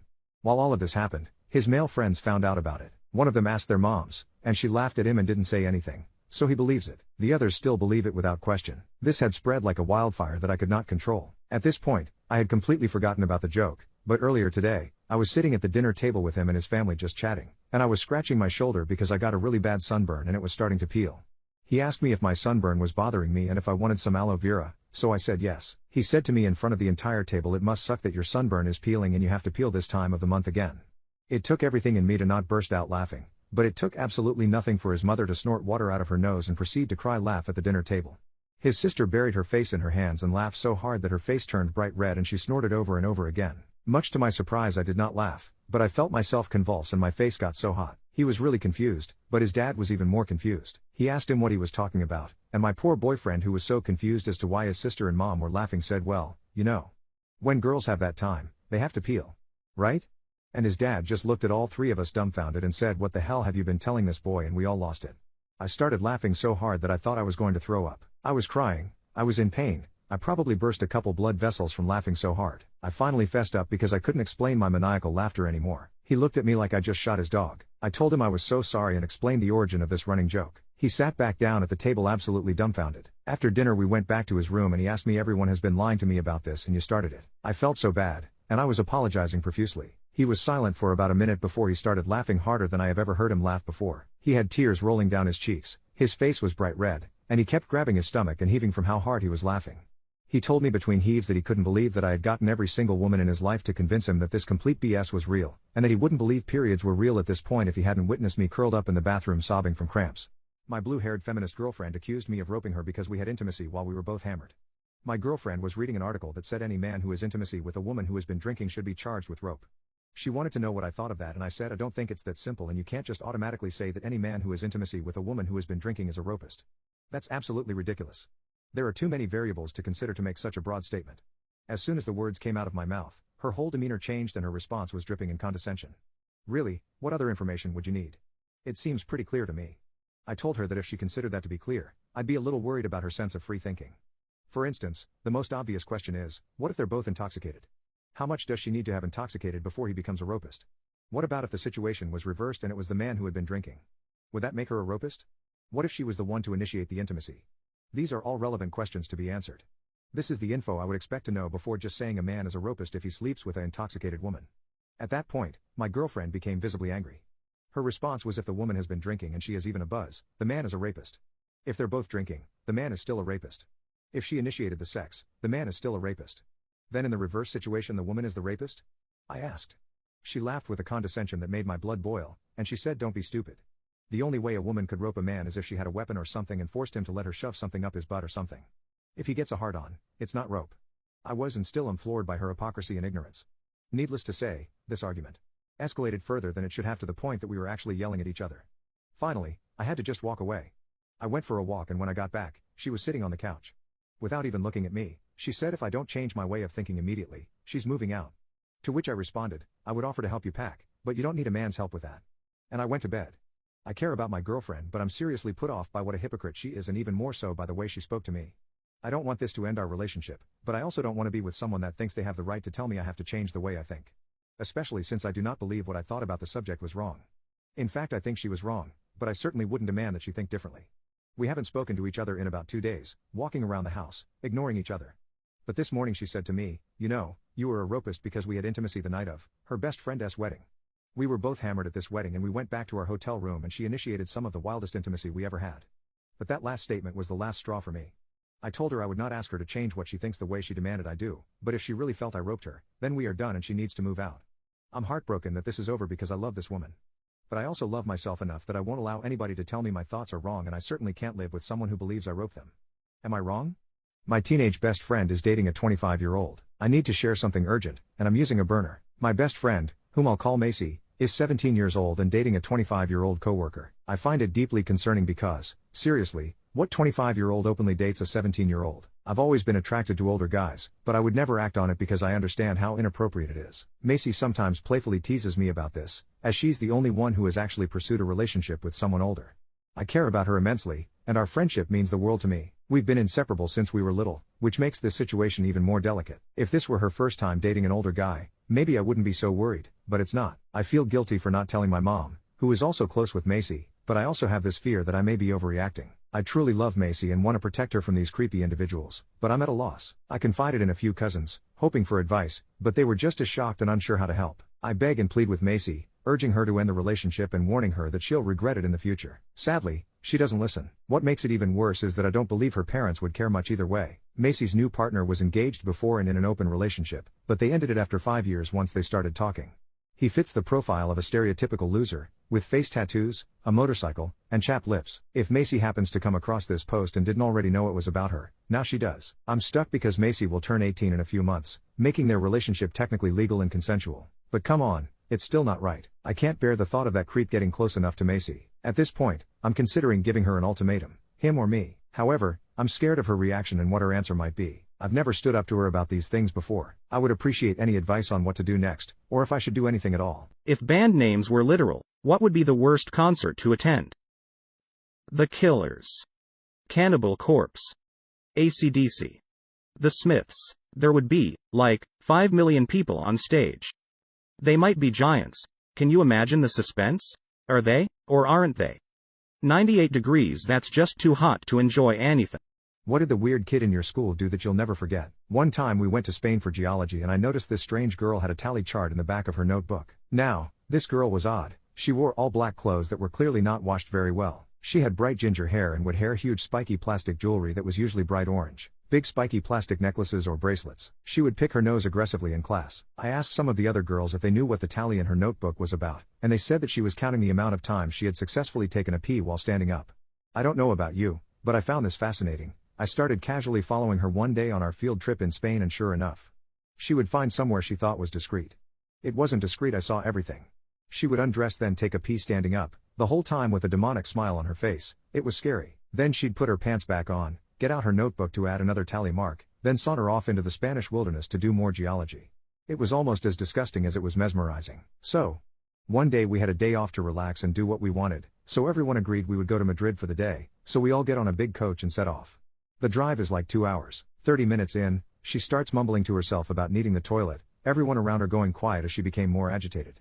Eventually she jumped up and waddled down the aisle to ask the driver to stop. After a bit of arguing and Spanish shouting from the driver, we pull over. The bus doors open, she walks back up the aisle and gets off using the door halfway down the bus. She takes 3 steps away from the door and starts digging a hole like a badger in heat. Now at this point I think deep down I knew what was about to happen. She's about to take a massive pee right here in front of everyone as the ultimate win against her classmates she clearly hated.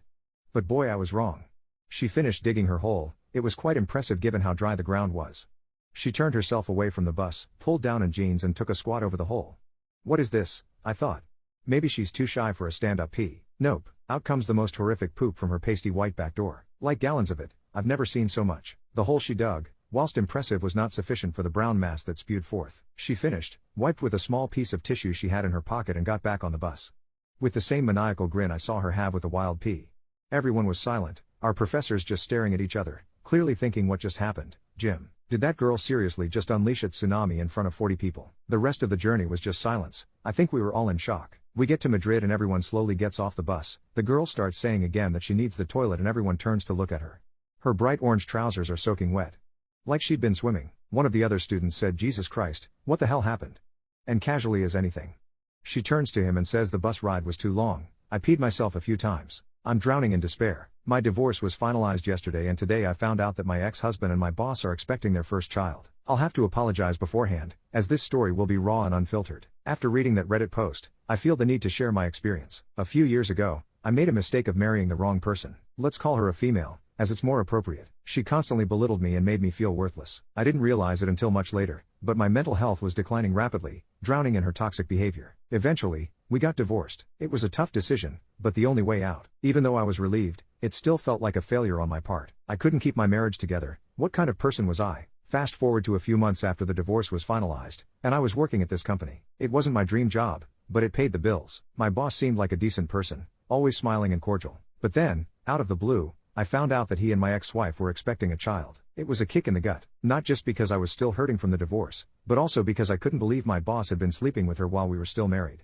It felt like a betrayal on both ends. I ignored the feeling for a while, tried to keep a straight face, but eventually, I couldn't take it anymore. I confronted my boss, who tried to downplay the situation, said it was just a mistake but would do anything to keep this away from the company.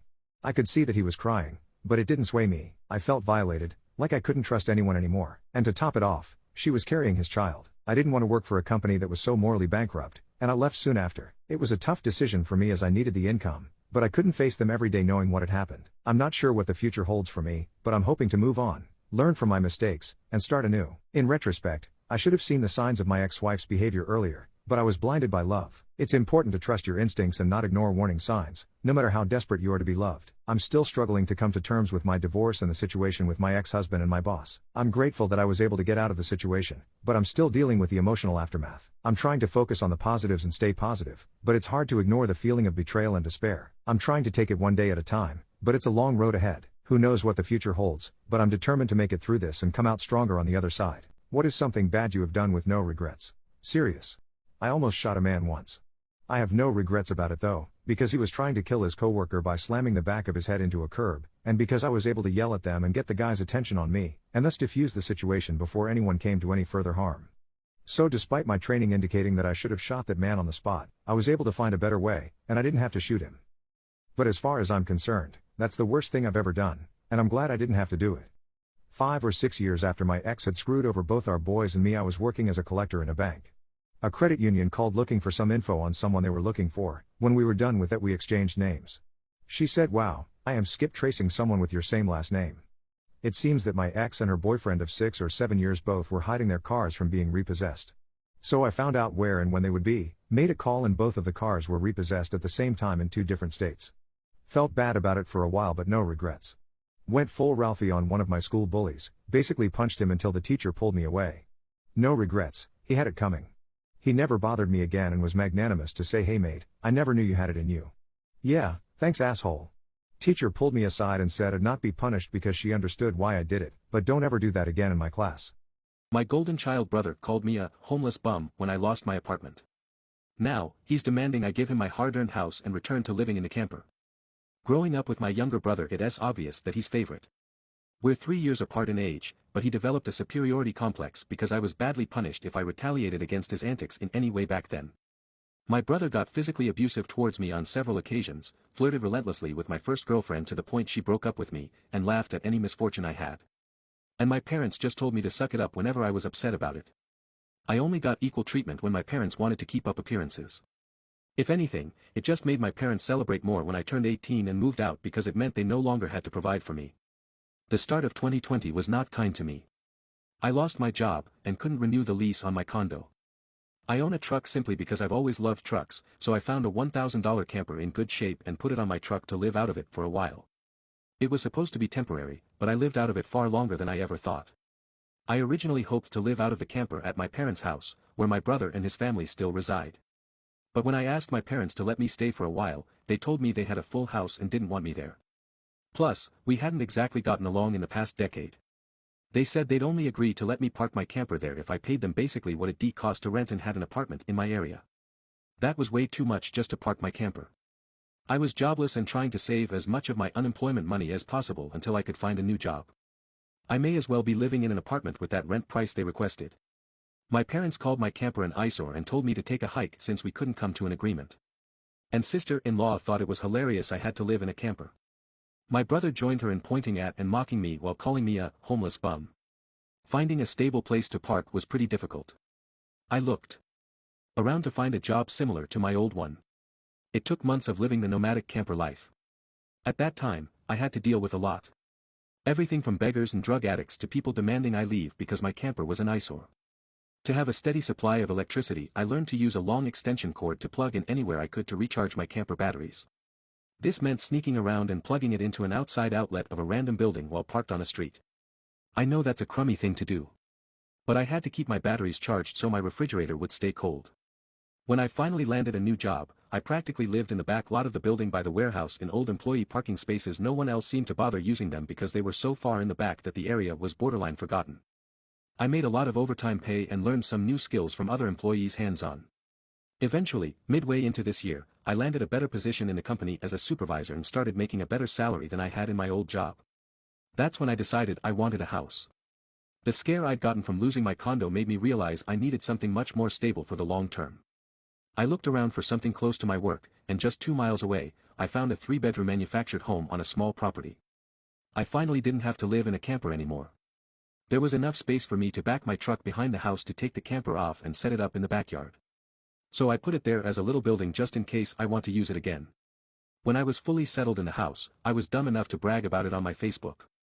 My family saw the post, and that's where this starts. After a few weeks, my parents, brother, and his family visited completely unannounced to tour my home. I didn't even give them my address. So, how they found out where I live, I still don't know. Once I opened the door, they practically all shoved their way in like rambunctious tourists. Then, they just started making themselves at home. They all kept poking around and sister-in-law had this creepy smirk that she was repeatedly flashing me. And it was only later that I figured out why. My parents constantly talked about how I've got so much extra space now. And it's too much for someone like me who has no wife or kids. My brother said there was more space here than our parents' house, and my house was also closer to his job. Eventually, my brother asked me to speak privately. Everyone else suddenly left the room and piled out onto the front porch. That's what finally made me realize they'd planned something.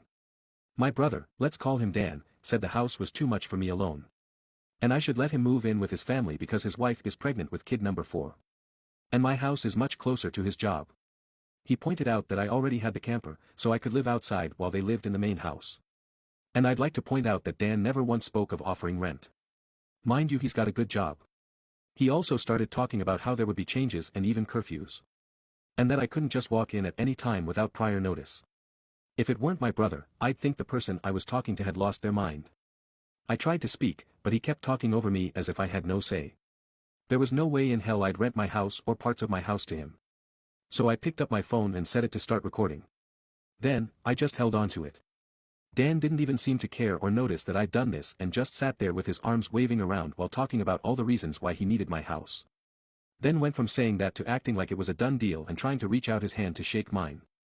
I finally showed my backbone and said, "Hell no." And I said it loud enough that Dan stumbled backward for a second.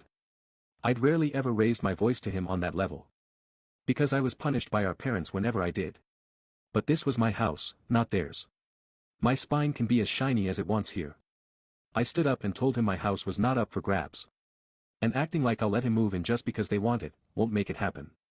I bought my house for me, and it's not my fault he keeps having more kids and has to keep living with our parents because he can't afford to move out. Dan got as physically close to me as he could without actually touching me and said that I didn't deserve the house and that he needed a better place for his family to live. I laughed back in his face and said that was total bullshit because I worked hard to be able to buy my house. Of course, I deserved it. Dan started yelling that I have no wife or kids and don't need all the space. So I may as well give it to him. I said I'm not giving him anything. And he never even offered to pay me rent. If I let him move in, I'd still be covering the entire mortgage on my own house without even being able to live there. Then Dan told me that he shouldn't have to pay rent because his family comes first, and our parents said I was going to do this, and that I would. I yelled, as if their word was law or something. And told Dan that they did not have the right or power to give my house to him. Then right one cue my parents and sister-in-law barged back in through the front door and surrounded me to try and force me to agree. There was a lot of fighting. But to sum it up, I heard the line, "Just do it for Dan," way more times than I can remember. In the fight I told them all they don't have a say in my life or my house. And to get out before I called the cops.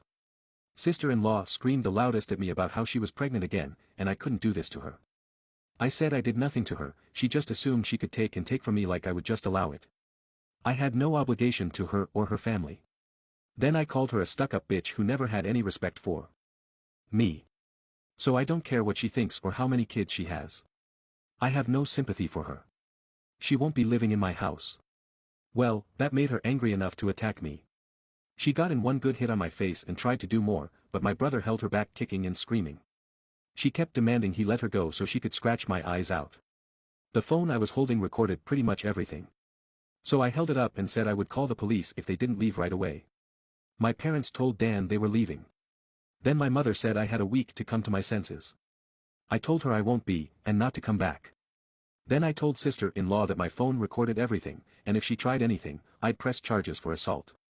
She screamed at me and then stormed out loudly crying with her face in her hands.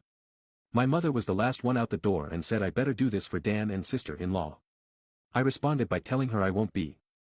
Am I the jerk for hiding my son's death from his father?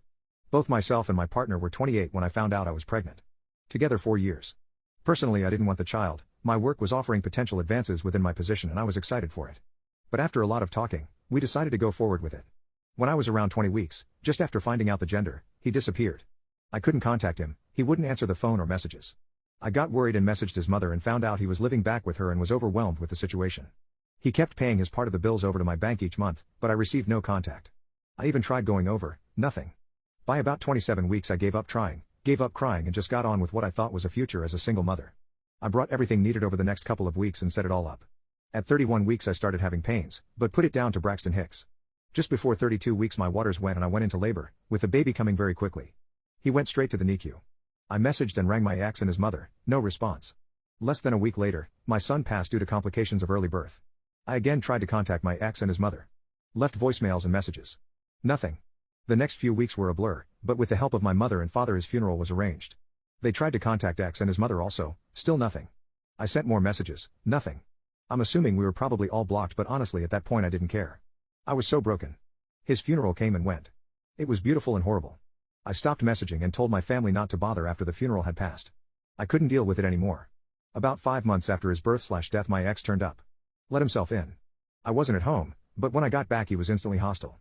The flat was clearly not set up for nor accommodating a small child. He demanded to see his son. I broke down and told him what happened. I have never seen him so sad and angry. He stormed out, slamming the door on his way out. Within half an hour I got a nasty call from his mother, followed by messages from siblings/other family. How dare I not let them know something so serious? How could I hide something like that out of petty spite? I truly didn't. I tried. But I couldn't keep trying. It's been nearly 3 weeks now of him being awful. I was speaking to my sister this weekend and she said, to be fair, it was a bit of a jerk move to not keep trying. They deserve to know, was it? I tried so hard to let him know, but I was struggling so hard too. I lost my son too. Am I the jerk? Should I have done more? What's the saddest thing you've witnessed happen to someone else in public? I took my children to the playground near the river one day. They have these benches along the bike path, each inscribed with a dedication to a loved one that has passed, where I saw a man in his 40s sitting alone with his bike leaned up against the bench. He had a CD player and his headphones in, obviously prepared for a nice afternoon of watching the river and enjoying the day. After a bit I glanced over to see the man fiddling with his CD player, becoming agitated. He started cursing and finally stood up and threw it to the ground, then turned and fumbled with his bike to leave. My children came up and asked, "Mommy, why is he so mad?" I said I'd find out. I walked over to the man as he was about to leave and said hello, and I noticed he was having a bad day. He immediately apologized, thinking I was going to scold him for swearing and making a scene, then explained he had just gotten a CD player from a thrift store and wanted to listen to it while relaxing, but it wasn't working. He had just gotten back from his doctor, who told him his treatments weren't working and his cancer was terminal. I told him to wait a moment, and went back to the van where I had my CD player I hadn't used in years since buying an iPod. There was this look of confusion and gratefulness and sadness he had when my husband and I offered it to him, and of course many years were shed by both the man and I over a conversation about his life. Someone had broken into our garage that morning and stolen hundreds of dollars in tools and fishing equipment. It turned out this man had an amount of rods and reels he never used and didn't intend to. After a couple of hours of talking and encouragement, he took us to his house and gave us these things, and I hooked him up with some more CDs. I always remember him when we go back to the park, this man with his back to us, shoulders slumped a bit, his bad day just getting worse. Sometimes you can just see the hopelessness surrounding someone, and it breaks my heart. R.I.P. Aaron, bully me at the bus stop? You can stop getting on the bus then. This happened well over 10 years ago, but every so often, I remember it and smile because it's a nice memory to me, no matter how fuzzy the details are. A bit of backstory. I went to a school that was over 3.5 miles from my house since it was the only school with a gifted program. I think my mom didn't drive me to school because of her job at the time, but there was a bus stop to get to my school at the other school that was a little under a mile from my house. So, every morning, she would get me ready, and then we'd get in her car and drive to the bus stop. I'd get out to wait for the bus, and she'd leave when the bus came. Here's where the story starts, finally. At the time of this story, probably 2nd grade, I was on horrible terms with a girl in my class. I forget who bullied who, but eventually, we made up. Enter her older brother and his friend. I think they were in 6th grade. I remember them being significantly taller than me. I have no idea why, but one day, they decided that every day at the bus stop while we were waiting for the bus or our rides, they were going to bully me. It started out kinda small, calling me names regarding my weight, calling me weird, etc. I've always been obese, I'll admit it.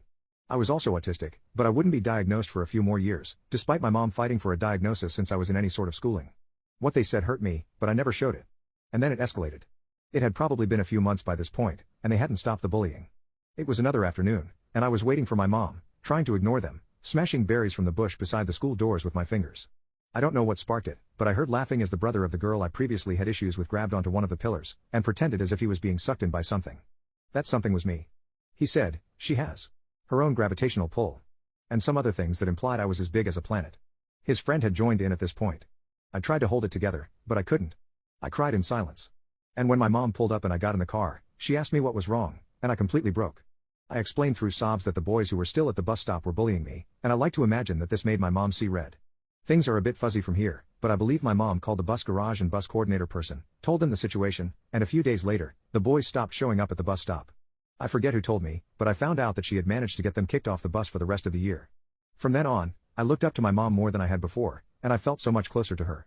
Sadly, she's not here to help me anymore, but now, I can stand up for myself without her help. Rest in peace, Mom. I hate my stepfather and I wish that he would die. Stepdad raised me from when I was 3. The primary thing I remember about him is fear. He was okay a lot of the time, but when something set him off he was really quick to anger, a snarl flashing across his face and his cheeks turning red, and he'd come at me. He would grab the belt, but when he was feeling nice he would only corner me and rant at me for hours. I don't remember a lot of specific incidents because I got good at disassociating, but the one that sticks out vividly is when I wet the bed and he held me by my dome and stuck my face into it and told me he was going to train me like a dog. Even when he was in a good mood he was a deeply unpleasant person to be around. He'd sit me down and lecture me for hours with talking points from AM radio, highlights like women are going to steal your money and suck you dry, there's blacks and then there's N-words, etc. while I looked out the window and wished I was anywhere else. When I turned 18 my mom left him and he told me he didn't want to see me again because I reminded him of my mom. I still thought of him as my father and tried to reconnect during college, but he said my Christmas card was a weak effort, and at that point I decided to just continue my life without him. A decade later we met at my sister's wedding, and within the first 5 minutes he said, "Wow, I thought you were trying to get in better shape. Well, I guess you finally got a decent job, took you long enough," and then started ranting about transgender people using women's bathrooms. I was cordial enough to avoid a scene at my sister's wedding, but it reaffirmed that I have no desire to have a relationship with him. Since then he bled his mother dry of money when she had cancer and then sued his siblings for a bigger share of her inheritance. They don't speak to him anymore. My siblings, his biological children, still have a relationship with him, but he's working on alienating them too. He told my sister she was not cut out to do anything besides secretarial work. She ignored him and is now very successful. He scammed $20K off my brother in a loan he's unlikely to repay. The last time he went to visit them he saw a car double parked outside a pizza shop and made a detour to run inside and start yelling about it. Says he's not going to hold back anymore, going to give everyone a piece of his mind. Talking about getting a firearm. I guess he's contemplating dying alone, so he's texted me for the first time in a decade to tell me that I'm a crappy person and I owe him for Boy Scouts. Base stepdad W. I watched a biker die. When I was 5, I was in the car with my dad and my uncle.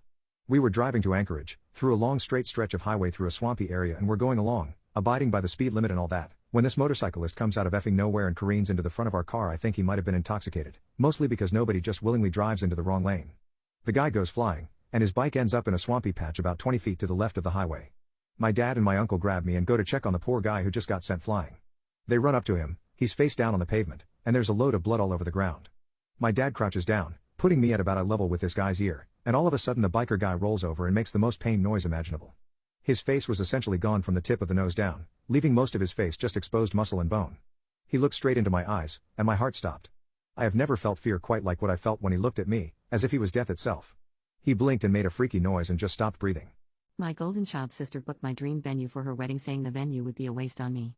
So I booked the venue to get married there first. My sister and I don't get along. I can be honest and admit that she's much prettier than me, and that's something she's never let me forget. Both of my parents are pretty shallow and they've always given her the best and put her first. This has left me pretty bitter and distant from my family. My boyfriend of 5 years recently proposed, and I was super over the moon. And straight out of a bad rom-com script, my sister got engaged right afterward. It didn't really faze me other than serve as a slight nuisance, since my parents were more happy and involved with her engagement. Thankfully my mother-in-law is a godsend and super sweet and treats me with so much love. Anyways, what really pushed me over the edge was when my sister told me that she booked her wedding at my dream venue. I know it sounds so annoying and cheesy, but I really cared about this location. It was sentimental to me, and I've talked about wanting to get married there as far back as high school when I was just daydreaming. ISTG my sister doesn't give a F about my grandparents, but when I brought it up my parents told me to stop being so petty. In a fit of actual pettiness, I ended up booking the same venue a month before my sister's wedding. I checked with the venue and there's no way my sister can move the wedding up, and if she changes venue she'll lose her deposit. My mother recently reached out to me and implored me to talk to my sister.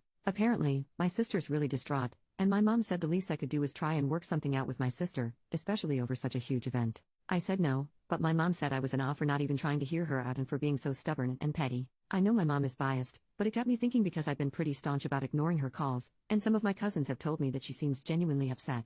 I'm not sure whether or not I was right or if I am being a giant by being so stubborn. I talked it over to my fiancé and he basically said, "You're literally never happy when you talk about your family. Why do you keep putting yourself through that?" So, I decided to try talking to them one last time before going to NC. My sister said that if I got married at the same venue as her I'd steal her thunder, and that I was selfish for making my own wedding all about me. I countered with the fact that I've been talking about getting married here for over a decade, so why would she think I wouldn't get married there too? Only for my sister to reply that the venue would be a waste on me, because there was no way I could ever plan a wedding as beautiful as hers. Like WTF? The final straw was when my parents offered to pay for my entire wedding if I moved it. My parents, who couldn't be bothered to show up to my engagement party because my sister planned hers for the next day, and they'd need time to help her prepare, they suddenly wanted to pay tens of thousands of dollars just to make my sister happy. I think that kind of broke me. Long story short, I told them that effective immediately I was done being their punching bag, and that they were no longer welcome at my wedding or in my life. They tried to play the sympathy card on social media crying about how I divided the family, but my grandparents really came to bat for me. They basically made their own post shading my mom, saying that they were so thrilled to see their granddaughter who they raised get married at their venue, and that my grandpa would be walking me down the aisle. That pretty much shut up most of my extended family. My cousin also let me know that my sister gave up her deposit in favor of changing the venue, which made me feel like it was proof that it was never about the venue and just about taking something that mattered to me. I feel like I made the right decision because I've just felt so much lighter since. My fiancé is also happy that I'm happy. I kicked out my pregnant teenage stepdaughter who was a beach over my cat, so I have been with my fiancé for 3 years now. He has 2 kids, a daughter who's a lovely girl and the other daughter who is called Kim. Kim has always had a bad attitude towards everyone, especially me. My fiancé was already divorced from his ex 2 years before we even met. His ex is a nice person who I get along with very well, so there's no hate from her end either. Kim is 3 months pregnant and living with us because we have more room for her and the baby. The baby daddy stays sometimes, but he has 2 jobs along with studies, so it's mainly been me who's taking care of her. So the main issue today was that her boyfriend came over, so my fiancé suggested we let them have the house to themselves and go for a walk. About 2 hours later I came home and noticed my cat, who Kim hated and wanted me to get rid of, missing. I asked her where he was. Kim said he ran out the door, which I knew was bullshit because Whiskey, the name of my cat, is an elderly cat who wouldn't even go out on the porch if I didn't bring him. So I checked the Ring camera and as expected Kim threw Whiskey out and ran her off. My fiancé tried saying Kim is pregnant and her hormones are all over the place and pregnancy brain messes with women and that she was gonna end up getting rid of Whiskey for the baby's sake anyway. I was in tears until I looked over at Kim with a smug satisfied look on her face. I effing lost it. I got up in her face and screamed that she had 1 hour to find my cat or all her poop would be in the dumpster and I was done being her slave. She said she wasn't looking for my stupid cat and to back off as she was pregnant. My fiancé told me to calm down and we'd look for the cat. I told him no, I would look for my cat by myself, and when I got back his daughter better be gone, and if he has issues he could go too, because I was sick of dealing with his little beach of a daughter who everyone including her own parents and boyfriend avoids. I didn't wait for them to respond. I did hear her crying though. As you know, I found my cat. He was hiding in some bushes. It took 20 long minutes to find him. When I arrived home they were both in the living room. My fiancé said he wanted to talk, but first he said I owed Kim an apology. I told him to go F himself and she better start packing. She's at her boyfriend's family home as far as I know, and my fiancé is not talking to me. Update: I kicked out my pregnant teenage stepdaughter who is a beach over my cat. So my now ex-fiancé's oldest daughter reached out to me to ask my side. I'll call her Kate. She's an animal lover like myself. Her father asked to stay with her for a few nights because he said I was having a breakdown over my cat, and he basically made it out the cat escaped and I went after poor Kim for not trying to catch him with her condition. Kate is a very smart girl. She can see bull poop from a mile away and obviously she knows her own sister, so she called Kim to ask her side. Kim was more honest. Basically her and her dad planned it. The plan was for her baby daddy to take the cat out on a road dump, but he wouldn't do it because in Kim's words he was a wimp, so they got in a fight about it and Kim, thankfully being lazy, just kicked Whiskey out and ran him out of the yard. Kate told me the way Kim's talking about me and Whiskey, even if she doesn't move back she might do something for revenge to Whiskey. So I've decided to listen to Kate, my friends, the vet, his assistant and everyone here, and I called off the wedding, which is in few weeks, and broke up with my ex-fiancé by text. I don't give a F if it's immature or cruel. I've told him I'll box up his stuff for him and leave it for him to collect in a few days. Don't worry about Whiskey. I told my ex to call me when he's coming over so he'll be locked in a room safe, and I'm calling a 24-hour locksmith next. The begging and bullshit promises have already started, but my mind's made up. I'm done being his slave for him and his spoiled beach of a daughter, Kim. Whiskey is fine by the way, just a little shaken, but he's curled up in my lap refusing to move. I purposefully spilled a giant glass of wine on my mother at my brother's wedding. Last month my brother got married to the woman he has spent the last 7 years of his life with. My sister-in-law is a wonderful woman and I am more than happy for the two of them. Well, my mother being the venomous demon she has decided that one of the most important days in her oldest child's life must be made about her in some way. She showed up in an incredibly frilly white bridal dress. Her dress was much more of a bridal dress than the bride's that day as well. She was the talk of the whole event, for all the wrong reasons I mind you. My brother didn't even know if she would show up after a previous meltdown of hers, but he didn't even know what to do when he walked down the aisle to see her sitting in the front row. My sister-in-law looked livid as well when she saw her. At the lunch afterward, things only got worse and I knew my mother was going to ruin this day, so I decided to take one for the team. We were served glasses of red wine at lunch, and I asked for mine to be filled to the brim. I walked over to where my mother was sitting and tripped, dousing her perfect white dress. I nearly got on my knees groveling to apologize, and she missed the lunch and much of the first half of the reception driving back home, 4-hour round trip, to change into the dress my brother had originally bought for her. Lucky for me, no one cared but my mother. The maid of honor even ended up slipping me a text right after the scene telling me that I deserve an Oscar for my performance. I didn't plan on coming on the internet to brag about destroying a bridal dress and causing a scene at my brother's wedding, but I just received a bottle of red wine from my sister-in-law with a card saying, "Enjoy the best bottle of wine I could find, for the best wedding gift you could have given us." I miss my boyfriend when he was big. Please hear me out. My boyfriend and I dated for 7 years. We're in our mid-20s now. I met him through his best friend in junior year of high school. It was love at first sight for me. He was on the overweight side, a little shorter than me, and his looks weren't that great to others. It was his personality that got me. He was so caring and sweet, and we shared the same sense of humor. He had a dorky smile that I adored so much. He would compliment on how pretty I did my makeup and notice the little changes like shade of lipstick, shape of eyeliner, and extra mole. I kept all the letters he wrote for me on our anniversaries. He was bullied several times and had major insecurities about himself. I stayed with him among those years, and did my best to support him. I once told him I loved every part of him, and that there wasn't anything of him I wanted to change. He cried that day. 3 years ago we decided to buy a membership at the gym. We made a resolution that we would achieve a healthier lifestyle. We cleared out our pantries and changed our groceries to fully commit to our goal. We gave up several times, but reminded each other of our goal and went back on track. Fast forward, he's lost almost half his weight. He's very fit now, with nice pecs and tight abs. I couldn't be more proud of him. The problem is, he's like a new person. He's always either at the gym, at work, or went to bed early for his 8 hours of sleep. Whenever we're together, he comments on the food I eat or I wait. He constantly shows me the comments he gets from girls after posting shirtless body pictures, saying how he was hot and how they wish they could touch his abs, like he was proud of it. He replied to one girl, telling her that she was free to feel his muscles anytime with a winky face. I confronted him, telling him it was disrespectful to say that when he had a girlfriend, and he tried to insist it was just a joke and called me insecure for it.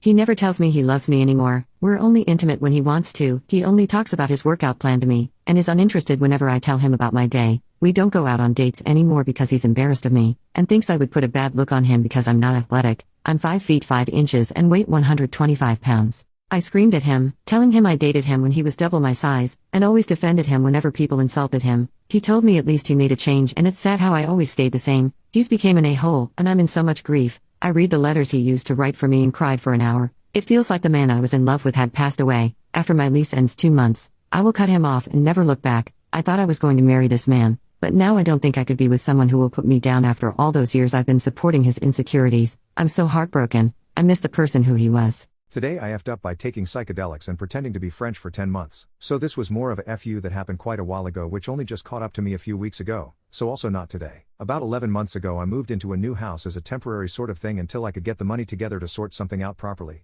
I was hoping to have already moved out by this point. On my second day after I'd finished unpacking, I decided to break the house in with a nice acid trip. I'd brought some with me that I'd recently bought but not had the chance to use yet. Things were going well with the trip, but then it seemed to be getting really intense, and I quickly realized that the tabs were much stronger than I had been told they were, and I thought being locked up in the unfamiliar house wasn't helping me relax. So I figured the best thing to do to relax would be to go for a stroll, because I was starting to get pretty overwhelmed at that point. So I left the house to start my walk, and my next door neighbor happened to be just arriving at the same time. It's a street of tightly packed terraced houses, so next door's door is about 1 meter away from mine. I'd not met anybody on my street yet and didn't realize this was a friendly tight-knit community where people talk to each other. She said something along the lines of, "Hello, nice to meet you, my name's," her name, "Are you new to the area?" So basically I do this thing sometimes when people try to sell me things on the street etc., where I pretend I can't speak English. I remember a few words from my GCSE French, so I just say some nonsense sentences and then people usually leave me alone. In the state I was in, this conversation seemed like it would be way too intense for me, and French just sort of came to me as my default response to the situation. My exact words were "Je voudrais une boulangerie," one of my favorite lines to use, and I shrugged my shoulders a bit with a weak smile. She pretty much just left me to it after that, and I got on my way. I did my walk and got home about 2 hours later. I was tripping majorly, so the walk ended up taking a lot longer than it needed to. When I got home though, my next door neighbor was stood in her doorway talking to another neighbor who was stood outside. I tried to keep my head down because I couldn't handle any more human interaction, but she waved at me and said bonjour, so I instinctively returned the bonjour and got inside my house as fast as possible. When I got in, I started freaking out straight away because I realized that I'd just become French and now 2 of the neighbors think I can't speak any English. The next day when I woke up, I realized the best thing I could do, as an Englishman, was just live with the lie for the rest of my short stay in this house to avoid the excruciating embarrassment of having pretended to be French for seemingly no reason. Fast forward 10 months, I still live here, and at this point I'm in deep. My life on this street is a web of lies. I've perfected my French accent, and over the course of 10 months French me has learned a decent amount of English so he can hold disjointed conversation. I'd gotten to know the neighbors pretty well, and I was the nice quirky French guy on the street. I didn't let the lie slip ever, because every day in every conversation I had just meant that it would be even worse if anyone ever discovered I wasn't French. If I had friends come over, I don't have many, so it wasn't too bad. They knew to never speak to the neighbors because of my strange situation. Most of them found it amusing, at least. Things were going okay and I wasn't too worried about being exposed anymore because I'd gotten so used to it. I'm not home that much, and when I am I rarely leave the house for any reason, so I only had to do it for maybe 5 minutes a day when I was out on my street. If anything, it was a nice way to spice up my day when I got to take on my French persona. French me somehow had much better social sense than the real me, even if his English was a bit limited. But then there was the day it all came crashing down. I was walking to my car and saw one of the neighbors coming towards me from the opposite direction with someone else next to her I didn't recognize. She stopped to say hi, as she normally does, and then she says to her friend, "This is F7TJ78, the guy I was telling you about. You might be able to see where this is going." Her friend hits me with a question in French that I didn't understand a word of, and I knew he was actually French straight away because his accent was way better than mine. I didn't know what to do and I just froze. Every second that went past just made it so much more painful, and after way too long of a pause I just decided I had to come clean. I told her I wasn't actually French and couldn't speak French, and then I tried to play it off like some kind of practical joke I'd been doing on everyone. Nobody was buying that. I fast walked straight to my car and then let the embarrassment just swallow me for a while. I haven't spoken to any of my neighbors since, some of which I'd struck up a friendly relationship with over those 10 months. I make sure nobody is around now whenever I leave the house, and I do a loop around the block in my car if any of my neighbors are walking down the street when I get home so that I never come into contact with them. Every time I think about the day I was discovered, the embarrassment physically hurts me. Teachers of Reddit, what's the saddest thing you've ever found out about a student? That the reason that my grade 12 student was falling asleep during math class was because he was working 40 hours a week to pay his parents' bills. I saw his pay stub. He was a great kid too. I had a student who lived at the homeless shelter. She was an A student, super nice kid, and had a baby. Her mom came into the shelter drunk and got them all kicked out. Another student, also an A student and just the nicest person, told us that she couldn't go to her senior prom because her mom couldn't pay the electric bill. So all of her money that she worked for had to go to paying bills instead of a dress. The teachers pitched in and helped her go, because if anyone deserved a nice prom, it was her. I had a very smart kid failing my class because he wasn't turning in any homework. When I asked him why, he told me he lived in a hotel room with 12 other people, there wasn't space, and it was too loud for him to focus. 10 years ago I survived an airplane crash. What I saw there scarred me for the rest of my life. Day 2. I knew what I saw the first night outside the plane wreck made no logical sense, so I went along with Will's and Norton's theory that it was a bear that dragged the body away, opting not to tell them that I saw anything suspicious. I assumed that I was in shock from the plane crash and saw something that shouldn't have been there. On day 2, when everyone woke up, we gathered up in front of the plane and started making plans. We had enough food to last us for 3 days at most if we rationed it, but we assumed we might be stuck longer than that. It was a long flight and the area we were stuck in was huge, so rescue was expected to be slow. Amber tried getting a signal on her phone again before her battery died, but no dice. I told her to keep her phone off until we find a more elevated area. On that note, Mitch decided to gather wood, while Norton prepared traps for rabbits or any other animals we could find. Will's job was to move the bodies further away from the plane, in order to prevent the bear from coming near us again. My job was to try to find a hill to climb or anything that could potentially lead us to our freedom. Mitch told me not to go too far away under any circumstances, and he gave me a lipstick to mark the trees, not to get lost. I put on a backpack and took a power bar and bottled water with me and started heading in one direction. I wanted to bring a knife, but the only thing we had was the hatchet, which we assumed came with the plane for breaking down doors in emergencies, and the others needed it for chopping wood. Besides, if a bear attacks you, we'll lose you and we'll lose the hatchet. Mitch said. Now remember, Norton said as he escorted me out of our shelter, if you run into a bear, just play dead. He may toss you around, but as long as you don't move, you should be fine. Now if it's a grizzly, I know. Shout at him until he gets offended and runs away, I said, and assume a high power posture. You want him to feel threatened. How do I know if it's a bear or a grizzly? I asked. Grizzlies have a hump on their shoulder. I think. You think? I raised my eyebrows. Look, as long as you go on shouting, the bear will know to avoid you. How do you know that? I watched it on that survival show with Bear Grylls. Oh, and don't run. Bears will see you as prey if you run, and then you're screwed. I went my own way while the others attended to their business. As I went on, I'd occasionally shout phrases like hey or hello to scare off any potential bears. I used lipstick to mark the trees I passed by with an X, every 10, 20 steps or so. The terrain was uneven and I almost twisted my ankle a few times, so by the time 1 hour had passed, I realized I probably hadn't gotten too far from the camp. All the while, I ran into slopes here and there, but no major hills or anything, so I reckoned we'd have to climb one of the trees to get a good view of the area. I turned back and started to retrace my steps, since I figured I'd need some time to get back. I followed the trees which I marked for about half an hour until I reached a tree which made me stop dead in my tracks. The X which I had marked on the tree was visibly smudged. Now it could have been a squirrel or something, I know, but this was different. The smudge went down from the X in 3 even lines, as if someone had drawn their fingers across the tree bark.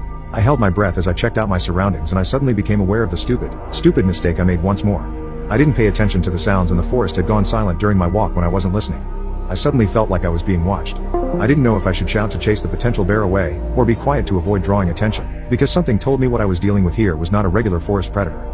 I opted for the second option and silently proceeded back towards the camp, painfully aware of every leaf crunching under my feet. I kept looking over my shoulder every now and again, always afraid that I'd be met face to face with something incomprehensible. The further I went though, the quieter it got around me. I felt like I was walking straight into the predator's arms. And then I heard something which made me stop. As I stepped on a crunching leaf, I heard a crunch 100 feet behind me. I wasn't sure if it was an echo or my imagination, but I shot around nonetheless and quickly scanned the area. Nothing was there. So then why did the hair on the back of my neck stand straight and I felt such primordial fear? I slowly scanned the trees again and stopped on one of them. Something was off about this one tree. And then my scream caught in my throat when I realized what I was staring at was a black figure, peeking from behind the tree. It wasn't moving and it was staring directly at me, with one hand held around the side of the tree. It stared at me as if I wasn't aware of it, and it was stalking me. I stared at it in silence for a while and it stared back, neither of us moving. I almost convinced myself that it was my imagination, like the way you see your pile of clothes on your chair in the middle of the night. But then its hand moved slightly down across the tree. I couldn't tell due to the distance, but one thing was for sure, that was no fucking bear. I turned around and started running, not caring about the rules Norton told me. Fuck the rules, fuck finding an elevation. I just ran as fast as I could to find safety. After what felt like ages, I started hearing the voices of my fellow survivors in the distance, and the sounds of the forest came back to life. I soon saw the plane group gathered around a campfire. I ran to them and turned around to see if I was being followed, but nothing was there. You okay, Sam? Amber asked. There's something out there, I said, panting, not taking my eyes off the direction I just came from. Everyone was confused, and when I explained to them what I saw just now and the night before, some of them became visibly worried. We agreed not to leave camp, and Mitch suggested to make a barricade around, in order to prevent dangerous animals from wandering in. Each survivor was to carry something for defense. However, since everyone was short of weapons save for Mitch, who claimed the hatchet for himself, the others got makeshift spears from wood. No one believed my description of the creature I saw. Hell, even I wasn't sure what I saw, but they all agreed that it wasn't safe to go alone. After lunch, we gathered up some more wood for the fire and tried to pass the time by talking to each other. Amber was a businesswoman who was on a trip like me. She used to be married, but work came first for her. Linda was having the hardest time of us all, having witnessed her sister's death in the crash. The two of them were on a vacation when it all happened. She racked her mind about how her parents would react, but Amber comforted her most of the time. Mitch was an athlete who had a knee injury, so he was visiting his physiotherapist in the country. He considered himself lucky to even come out alive, let alone avoid more severe injuries in the crash. Will was a programmer, and that's all we managed to get out of him, while Norton was an assistant professor. Like Linda, he was on vacation. It got dark and cold pretty soon despite only being around 5 p.m., so we decided it was time to get back inside the airplane. Will insisted on staying outside and keeping the fire going, since it greatly improved our odds of being found. Although I didn't feel happy about him staying out there alone, I knew he was right, and I sure as hell didn't want to stay out there. At around 8 p.m., Mitch, Norton and I joined him outside to keep him company. He had started building a makeshift fence by then, and big, sturdy branches were already sticking out of the ground in various places around the camp. When I'm done here, this camp will be enough to last us through the entire winter, Will proudly said. Well, let's hope we don't have to stay here for so long, I replied. Norton went to take a leak. Think they'll find us soon? Will asked. Shouldn't be more than 10 days, Mitch replied. This didn't seem to lift Will's spirits. Norton was done taking a leak, so he zipped up his pants. Well, one thing's for sure, he said as he turned around towards us. At least we're spending some time away from technology. Will poked the burning wood, while Mitch stared at the fire. The fire crackled violently for a moment, illuminating Norton's face and the area around him. In that split second, I saw something black and hairy behind him, slowly creeping up on all fours, before it merged with the darkness again. It was the same creature from before. It was on all fours, right behind Norton. I opened my mouth and tried to scream, but no sound came out. It all happened so fast. Norton's jovial expression turned into one of surprise as he got yanked backwards, and his sudden screaming mixed with the sound of dragging faded only moments later, as if he somehow managed to run 100 yards in mere seconds. Everybody else instantly became alert. Norton? Mitch stood up. Norton? Norton's now barely audible screams faded completely, and the only sound remaining was the crackling of fire. Norton? Mitch shouted again, only getting his echo as a response. Sam, what happened? It just took him, I barely uttered. What took him? Mitch asked, and then a scream came through, which froze my bone to the marrow. It sounded like screeching tires which echoed throughout the woods and all the way to our camp. Shit, we gotta go back inside, now, I shouted. Wait, we gotta help Norton, Mitch said. Mitch, think. If we go out there now, we're as good as dead. We gotta get back to the plane right now. All three of us ran back to the plane and barricaded it back with the luggage. The two girls were confused and distressed, asking where Norton was and what that inhuman scream was, but we had no time to explain. Listen, we need to be as quiet as possible, Mitch said. We don't know what's going on, but some fucking dangerous animal is out there. We sat for what felt like hours, long after the flame had died down. Everyone was slumped down in the plane seats, clutching their spears. I started to get sleepy, when a noise came from outside the plane. The snap of a twig. Shh, Mitch said, lying across the seats with the hatchet held tightly to his chest. A sound of scratching came from my side of the plane and I froze in place. A moment later, it stopped. I heard something that sounded like sniffing, followed by the sound of footsteps upon leaves, which faded away. I gathered the courage to lift my head just enough to peep trough the window. At first I saw nothing. And then through the darkness, I saw movement. A tall, hunched-over figure was standing where the bodies had been moved. It bent down to inspect them before grabbing one with its abnormally long arm and dragging it away into darkness, just like it did the woman the night before. We got no sleep until sunrise. I just discovered why my parents divorced 26 years ago, and it has rocked my world. When I was a child, I thought my parents had a perfect marriage. They said I love you often, they were attentive to me, and they were always a team. In the intervening years I have tried over and over to remember at least one fight, but when they happened, they were obviously never around me. Then, one day in November, when I was 7, they sat me down and said that they were getting a divorce. I immediately took the blame and said I would fix whatever it was, and I really didn't need anything for Christmas. They calmed me down and reassured me that this decision had nothing to do with me. Then Mom dropped the bomb. You haven't done anything wrong, sweetheart. We just don't love each other anymore. This rocked my world. They both reassured me that they both loved me, and Mom headed to Grandma's that night. I didn't understand it. I had been to multiple weddings as a flower girl, it was supposed to be till death do you part. I became convinced that I had to be perfect to make sure they never stopped loving me. They put me into therapy so I could have someone to talk about the divorce with, but I always said everything was fine and never expressed any negative emotion. I pushed myself to be a solid honor roll student, hiding a panic attack when I got a few B's in math. I was never grounded, never went to a party, never went on a date. In college I double majored, joined a few clubs, but never drank or acted out. I moved back to my city after college, got an internship, and eventually got a job. My mother was over today for Halloween and asked me when I was going to give her grandkids, because she didn't want to be on a walker when her grandbabies came. I told her I never planned on having children. I don't date. And she said IVF is possible if there's a girl I like. I told her that technically I'm bi, but I'll probably never have a relationship, because I'd always be terrified that I'd wake up one day and they wouldn't love me anymore. My mom asked me where I'd get a stupid idea like that, and I just stared at her. That's what happened to you and Dad, I said, shaking my head.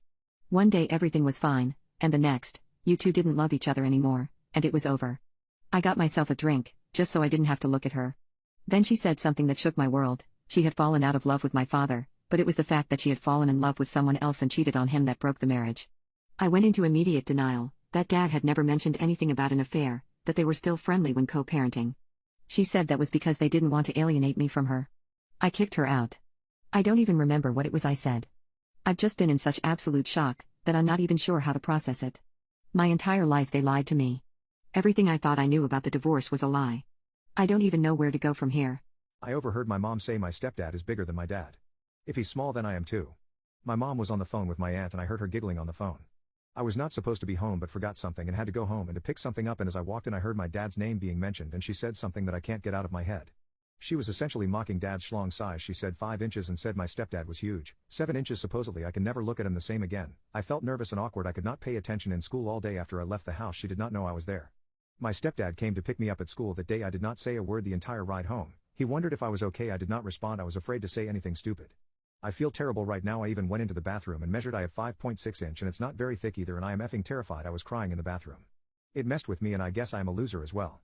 My mom asked me if I was okay. I just said I'm going to my room and have been there ever since I got home from school. My stepdad knocked on my door and asked if I wanted dinner. I said no. I heard him talking to Mom and heard my stepdad said I seemed angry about something. My mom knocked on my door and wanted to know what had happened. I tried to avoid the topic and made excuses, but she kept pushing and I just yelled at her in her face what I had heard. Her eyes went wide and I ran out of the house, told my stepdad to F off and headed outside. My dad is on a trip right now so I can't go to his place. Mom has called me 19 times in little over an hour. I refused to pick up and she is texting me asking me to come home and let her explain. I actually spent the night in a hostel and went to my dad's place since was due to come home early in the morning. I refused to go back to Mom and my stepdad's place. I can't tell him what Mom said. I just said I no longer wanted to live with him. My dad has no idea what is going on. I have no idea how to tell him I don't want to hurt him because those comments really hurt me and I feel like I have a mom who feels guys like me are losers for the way we are born. I am so angry with them. Mom has been calling me. I just sent her a message saying I am at Dad's and told her to stop texting and calling me. She has been texting me throughout the night and threatened to call the cops. I told her I was staying at a hostel in town. I know someone working there, which is how I got a bed.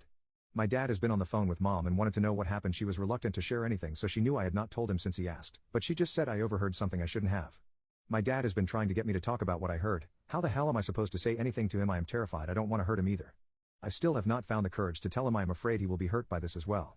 Telling my brother that he should watch our kids for free. My wife and I got very lucky without our last and only sitter. He was with us for 7 years and lived with us for 3. He was good because he micromanaged our home. Unfortunately, he left the state and married. Our kids are now 13, 9 and 7. My wife and I prefer to live-in sitter, but we couldn't find anyone. At the same time, my brother got priced out of his apartment and we offered to let him stay with us. My brother did offer to help out with the kids because we were in a bind and he works fully remote. It worked out great. My issue was that I wanted this to be a formal arrangement and not doing us a favor. I told him that I'm fine with his living with us rent-free, but now we need him to babysit the kids. Nothing he hasn't been doing. Pick up, drop off, homework, bathes, errands, walking the dogs, bedtime, etc. Except I'd like him to do the laundry of the younger two. It'd save me so much hassle and he's home anyways. He said he's fine with that depending on what we pay him. I said I'm not paying him SHT. He's living rent-free. He was paying $1,750 plus utilities at his last place and now he's not, so F him. I told him he has the opportunity to help raise his oi nephews and save money and he's acting like a spoiled brat. I told him to make up his mind by today. Have you ever met a serial Unilever? Yes, it was scary. I was a young man living in the north of England, Yorkshire. I just started dating a girl from Leeds a good few miles away from me. I was pretty engrossed with this girl. She was my first, so subsequently I missed the last bus home and had to walk. Her family were dead against me spending the night, so off I set. It was around 11 p.m. and I lived about 7 miles away, so I had at least an hour's walk home. I started thumbing a lift. There wasn't much traffic, but I lived in hope. I'd been walking for about 20 minutes when I heard a car in the distance behind me. I stuck out my thumb and prayed. The car stopped. The front passenger door popped open. I should explain I had fairly long hair back then and wore it in a ponytail. So I climb into this car and the driver just stares at me for a good 10 seconds. His first sentence was, "I thought you were a girl."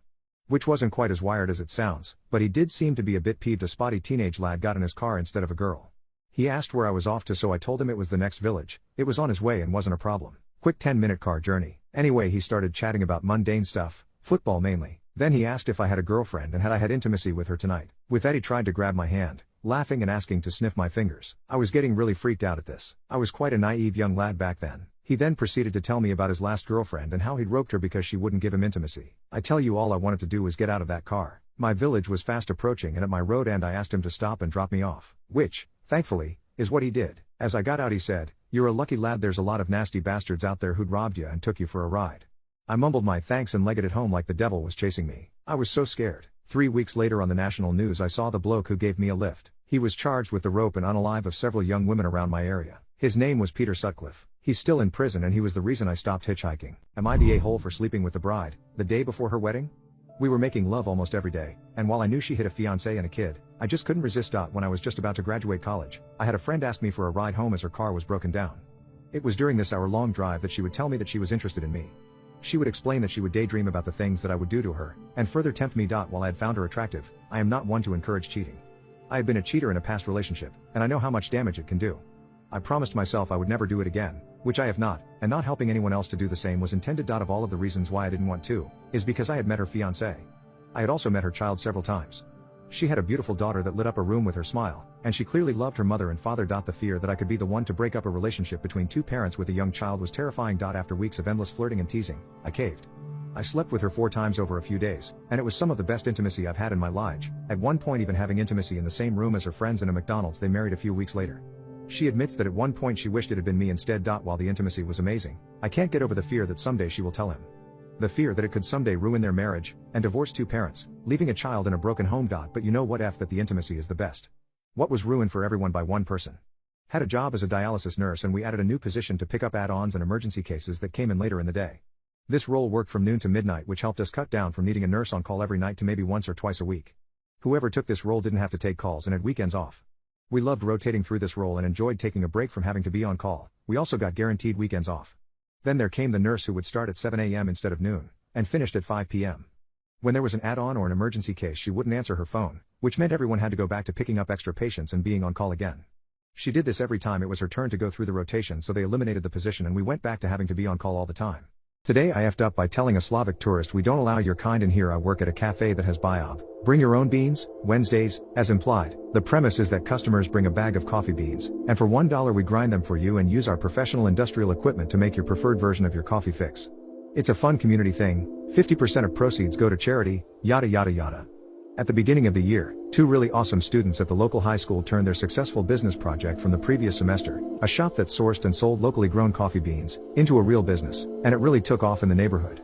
The main grocer, independent, not a chain, now carries their beans, as do some other shops around town.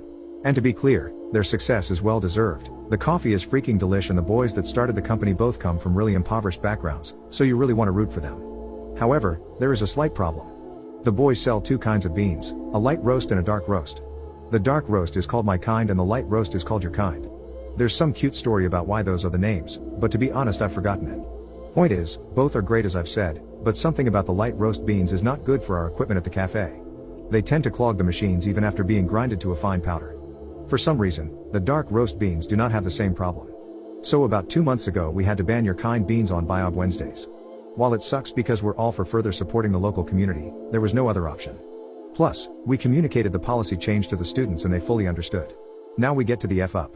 The bag for Your Kind coffee has a very distinctive design, a striped tricolor pattern of red, blue, and white. Well, today, a man and his daughter walked in with a bag of Your Kind beans and got into the line, which was very long at the time. Since he was carrying banned beans, I thought I'd save the man some time, and as soon as he got in line I said, "Sir, just so you know, we don't allow Your Kind in here." At first he just looked at me pretty confused and exchanged whispers with his daughter, who explained to him what I had said.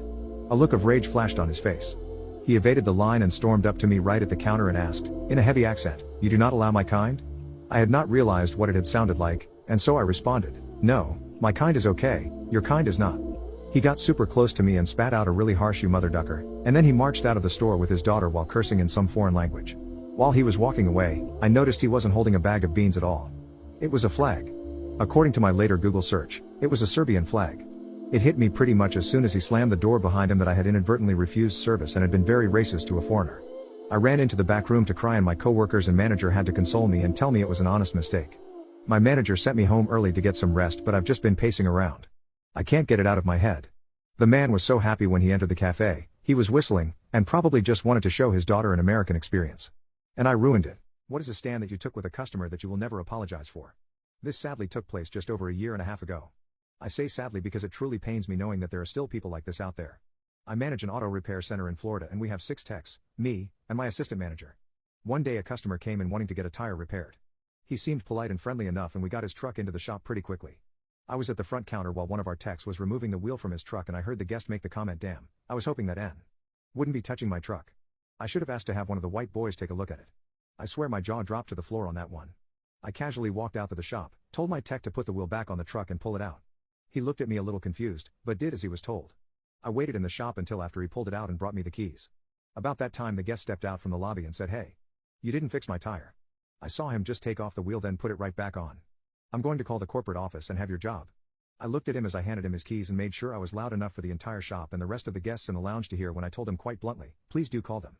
And I will tell them what a racist SOB you were to my employee, so get the fuck and out of my shop."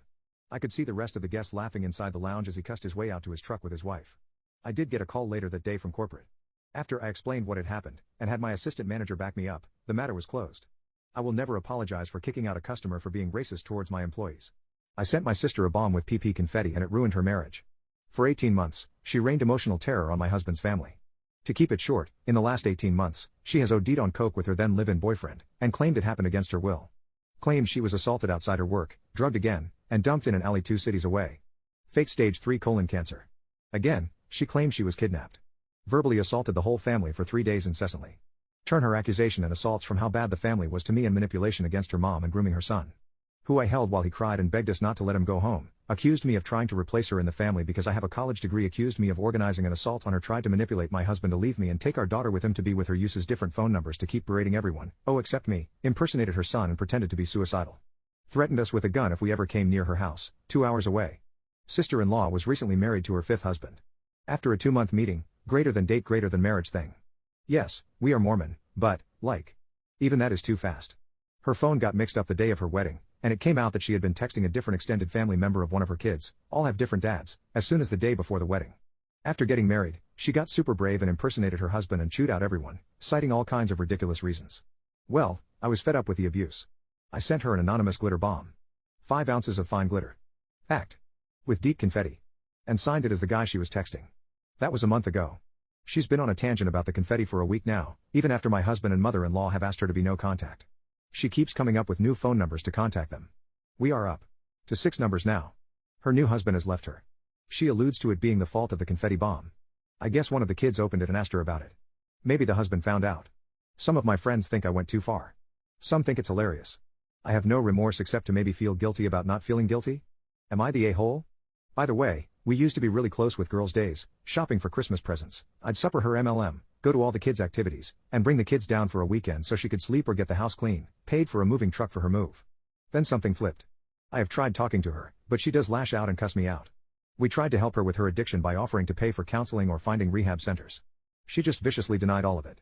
Of all the things that could have happened to make it different, a glitter bomb seemed like the least dangerous way to still offer consequences. No one else in the family would tell her no or stand up to her.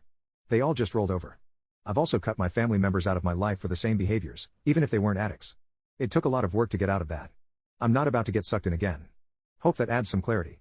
ETA too, it's been fun, y'all all, and as much as everyone wants their opinion of the situation to be my own, the position isn't up for hire. Decided I'm an asshole. I decided I was okay with it. I also miss my niece and nephew very much. I didn't get any other ideas on supporting them besides calling CPS, which is useless. So I'll figure something else out.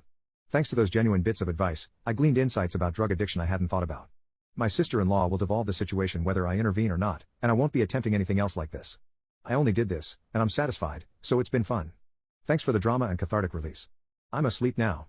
I was my boyfriend's mistress and his daughter now hates me even though I did nothing wrong. How do I make her see this? My boyfriend Chase and his wife first met when he was 20 and she was 18.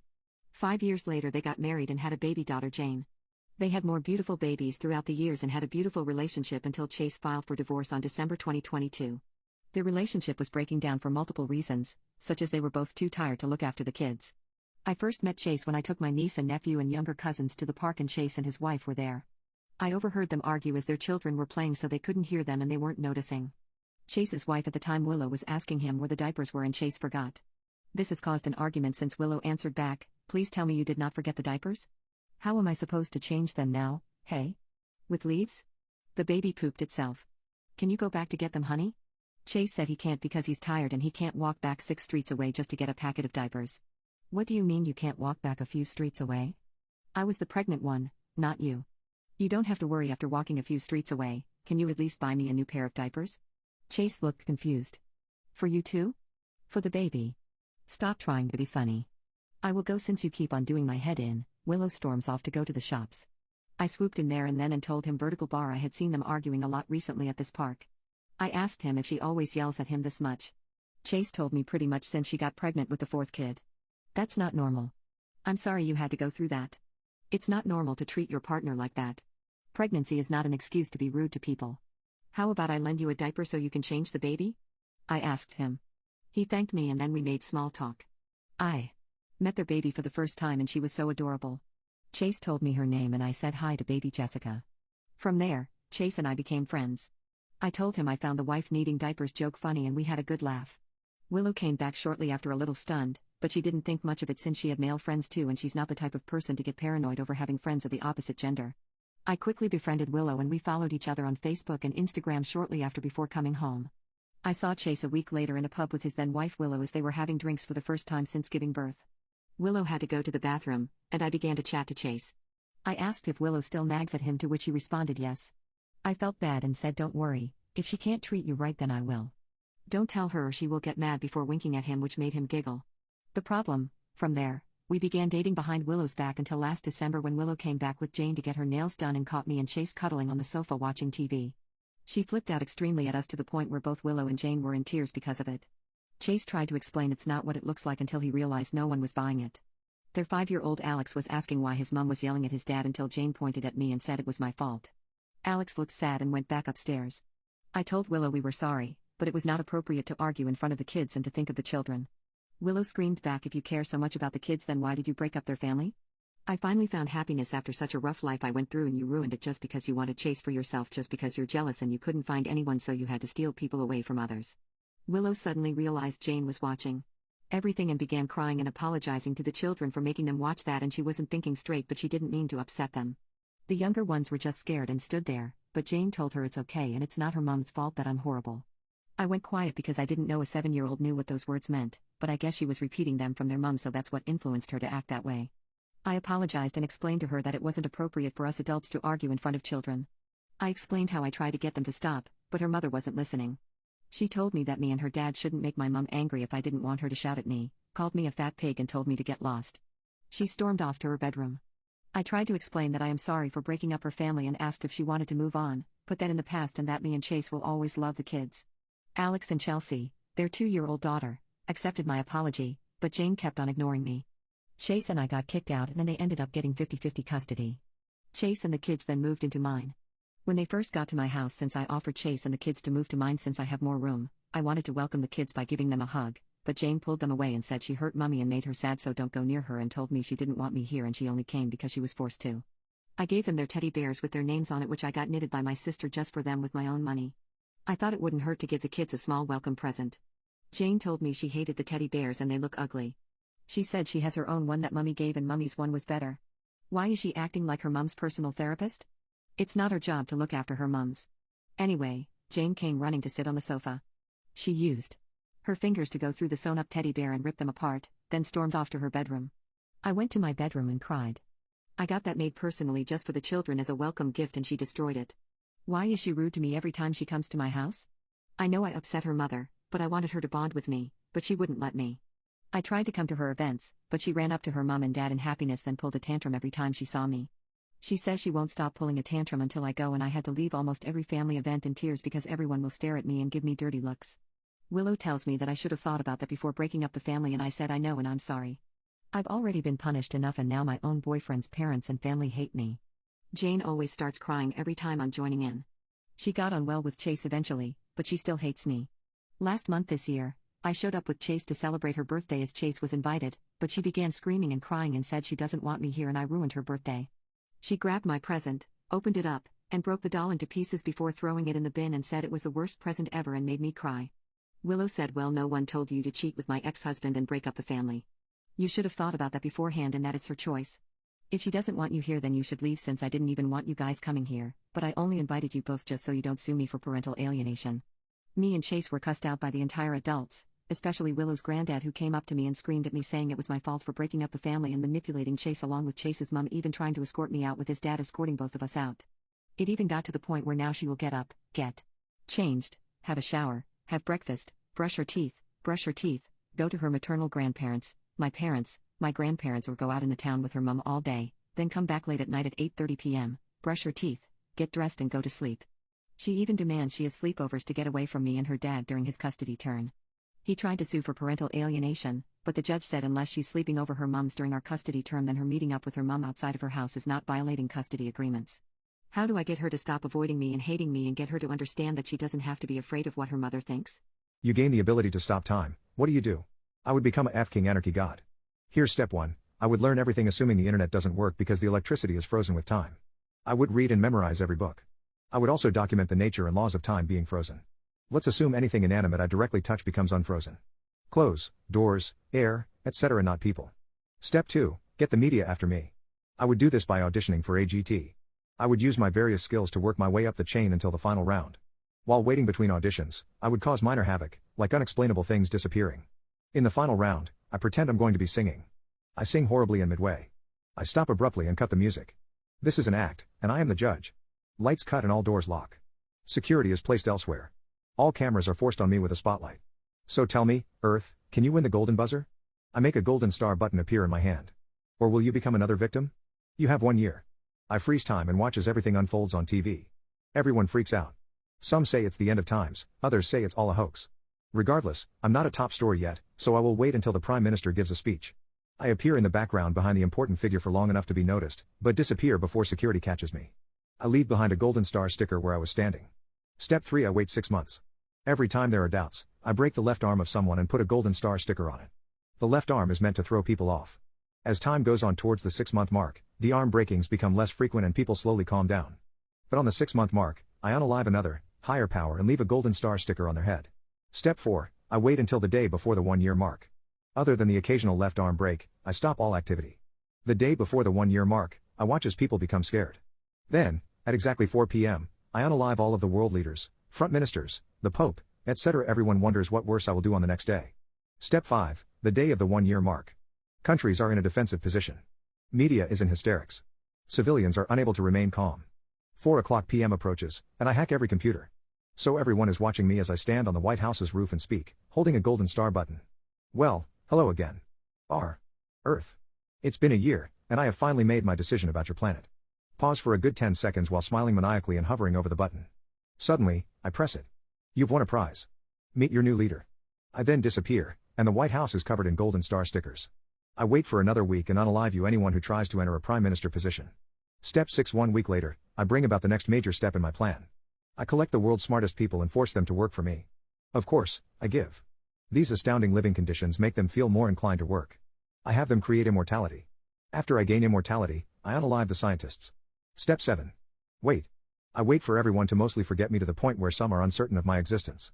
Many years, I still make sure there's no global destruction or mass death. But overall, I stay hidden. Step 8. The reveal. I claim to be a goddess wanting to help humans. After showing people all the good I can do, I make it so they worship me. I have everyone advance space travel and invent ways for me to obtain godlike powers. I become a literal god that can create and destroy whatever, whenever. But what about when I get tired of living? What if I want to die? Eternal sleep. The Florida man stereotype is 100% accurate and it perfectly describes my step-granddad. He's your typical white trash, God-fearing, washing machine hoarding, no teeth having, backwards, crazy person. When I was 12 I went hunting with him. He fired a 12 gauge about 6 in from my unprotected left ear, causing permanent hearing damage because he happened to spot a buck through the bushes next to us and felt he had no time to warn me. On another hunting trip he gutted the freshly dead deer and ate its heart raw. I threw up, but it got better. When I was 14 I worked for him for a few months diving for golf balls in the retention ponds at golf courses, which is prime territory for gators, snakes, and many flesh-eating diseases. He could perfectly imitate the mating call of a gator, which would usually result in 1 or 2 alligators coming out of the pond to try and get some. He would calmly walk up to them, sit on their necks, tape their mouths shut, and leave them to sit there while he went underwater.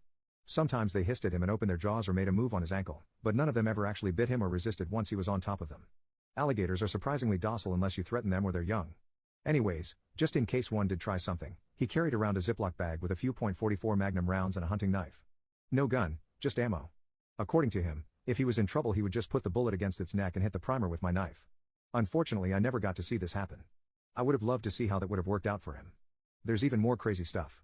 As a kid my grandparents lived in a small travel trailer and I would usually stay with them since my parents usually just didn't want to deal with me and would just drink instead. This trailer was from the 70s, meaning it was old, smelly, and covered wall to wall with brown cabinets, brown beds, brown seats, and particularly brown shag carpet. Well, one day a mouse managed to sneak its way into the trailer and scurried around the carpet looking for crumbs amidst the Miller Lite cans and cigarette butts. Now any reasonable person would either set a trap or just shoot the mouse outside. Not my granddad. He went to the closet, grabbed a S&W .357 Magnum revolver, and fired 6 shots at the mouse. He missed all of them, leaving 6 holes in the floor. The mouse got away. But wait, it gets even better. It was our 4th of July tradition to attend my grandparents' house for food, fireworks, shooting contests, beer, and a bonfire. My granddad somehow managed to obtain 6 50-gallon drums of gasoline and thought it would be a good idea to put a barrel in the middle of the bonfire as fuel. He doused the pile of branches in gasoline, placed the barrel, and lit a match. The fire started burning and he started dancing around it like it was some redneck ritual. About 30 seconds later, the bonfire predictably exploded.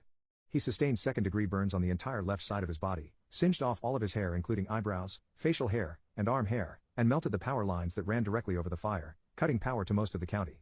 The fire department was called and he was forced to pay restitution to the power company to repair the down lines. My favorite story, however, is a story of a vacation I took with him and my aunts, who are only a year older than me, to the beach when I was around 10 years old. He drove a 1985 brown-on-brown Chevrolet Astro with pinstripes down the side and no back seats. We sat on buckets in the back of the van for the duration of the 2-hour drive. When we got pulled over since he drives like a maniac, we were hid under a tarp by the cop and had to stay completely still and silent for 25 minutes. While we were exiting the interstate, my granddad noticed a mound of dirt in the construction area taking place on the off-ramp and I can only imagine he thought this would be an awesome Dukes of Hazzard moment. He suddenly veered off the road, put the gas pedal to the floor, and went for it. This Chevy Astro went up, flew about 15 feet, and landed directly into a giant hole where the mound of dirt had originated on the other side. Since we were not sitting in actual seats with seat belts, we first flew into the roof, then flew into the windshield when we hit the bottom of the hole. By some miracle, the only serious injury sustained in the crash was my granddad, who broke his arm without skipping a beat. He started maniacally laughing and shouting woohoo. That was one hell of a ride. The van was totaled. He managed to avoid being arrested for reckless driving, and since this took place in a time where seat belts were more of a suggestion than a rule, he wasn't arrested for child endangerment either. He did have to pay a massive fine and lost his license for a few years though. He wasn't allowed to drive us anywhere after that. I love him, but he is a maniac who quite frankly, probably shouldn't have access to anything more dangerous than safety scissors. He somehow managed to live into his 80s so far and is still as trashy and insane as ever. He just has even less teeth now. I disinvited my adopted sister from my wedding, and I don't think we will ever speak to each other again. I'm heartbroken.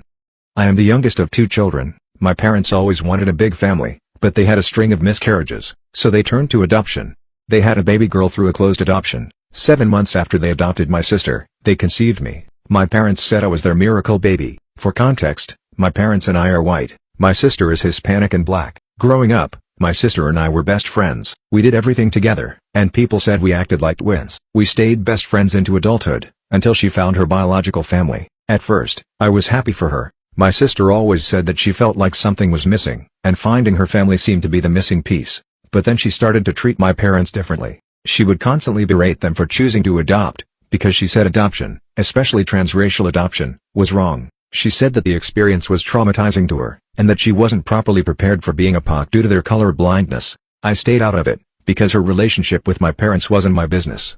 But when she made my mom cry after a particularly cruel remark, I started distancing myself from her. For context, she said that they should have gotten therapy for their infertility, instead of becoming baby snatchers. Even though we weren't friends anymore, I couldn't imagine severing the relationship, and I definitely couldn't imagine disinviting her from my wedding. She was the one who introduced me to my fiancé after all, so I told myself that she was my sister no matter what, and kept her as my maid of honor. I changed my mind after she posted a picture of herself with her biological siblings. She captioned it, "It's been such a relief to find my real family. I finally feel like I'm home." I was beyond upset. I never, ever thought of her as anything less than my sister, but apparently, I was never a sister to her. I didn't trust myself to call her, so I sent a text. "Since you don't see me as your real sister, there's no reason for you and her boyfriend's name here to come to my wedding." I blocked her number after that. She blocked me on everything in response. Our mutual friends are telling me that she's calling me a racist. I don't think there's any way to come back from this. I'm heartbroken about losing my sister, and I'm heartbroken that I never had one in the first place.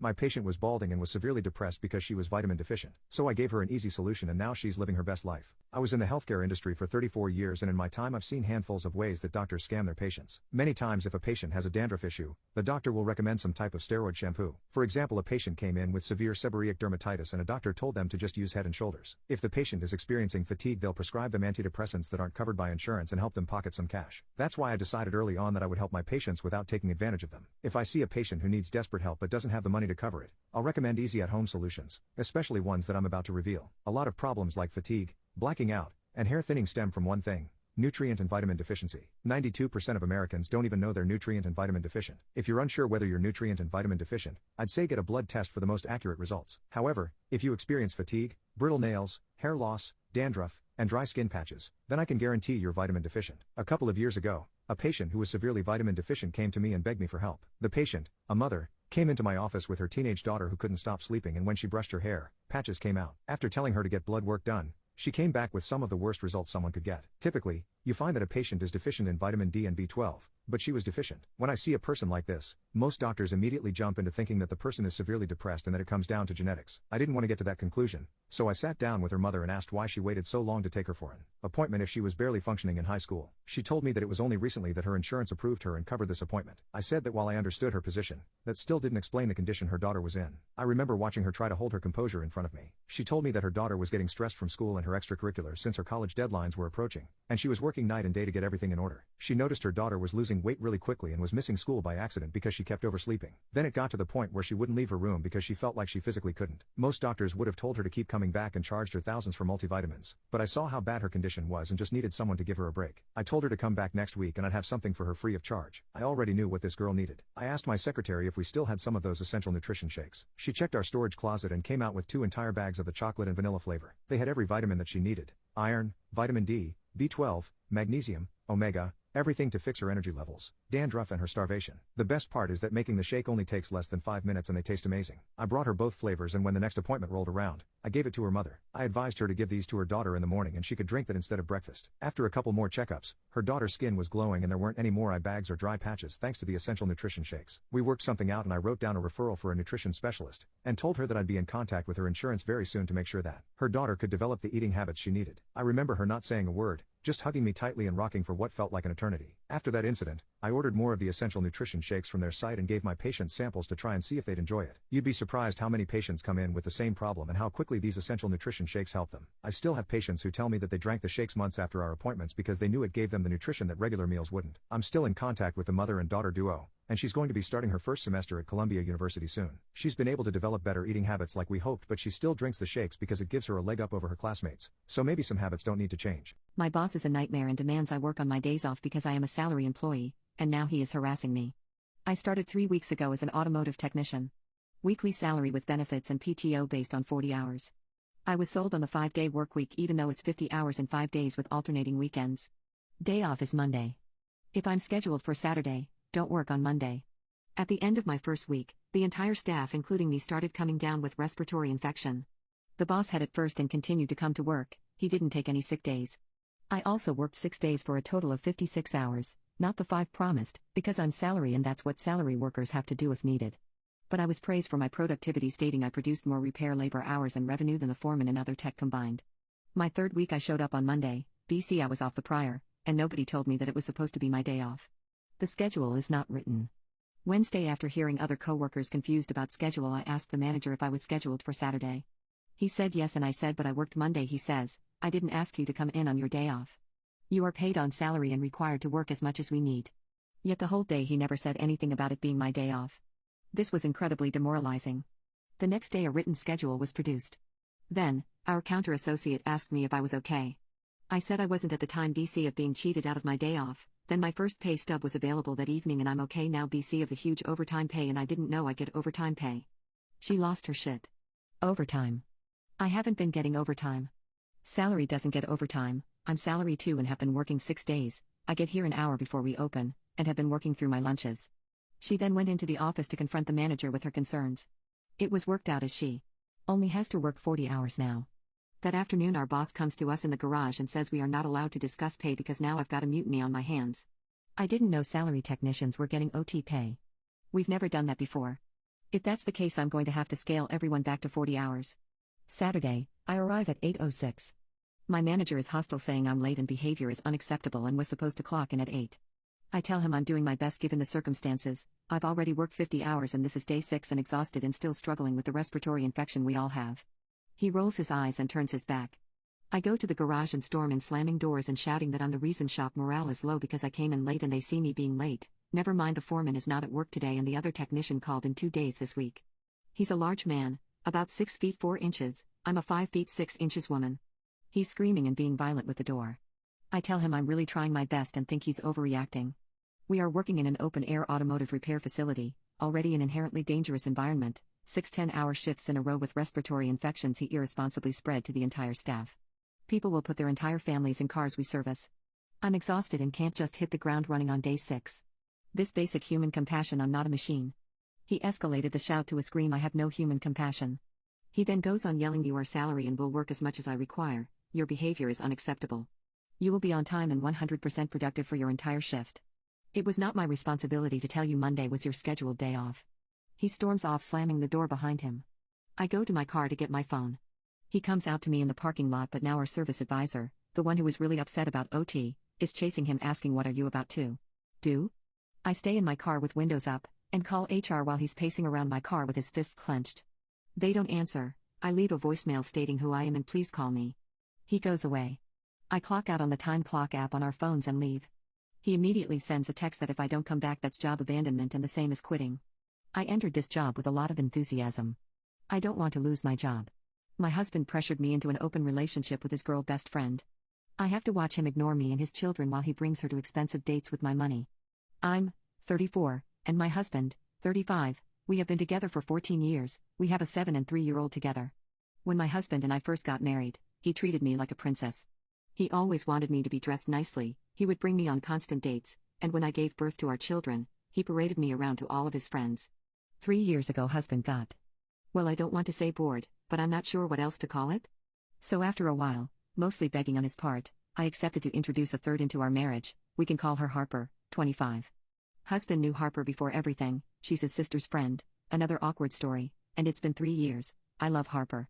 She's like crazy sweet, the children love her, we do girl trips, split everything 50-50, go shopping.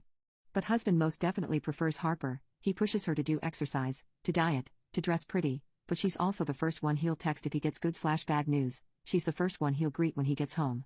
They go on dates once a week, where he'd use the money I set aside for our kids on her. Husband said it's because Harper insisted and I didn't. I confronted my husband and he said he just feels there's more intimacy and like she's his best friend. I pointed out I'm the mother of his children, he used to say I was his best friend. He said he loves both of us, but feels this warmth when he thinks of Harper.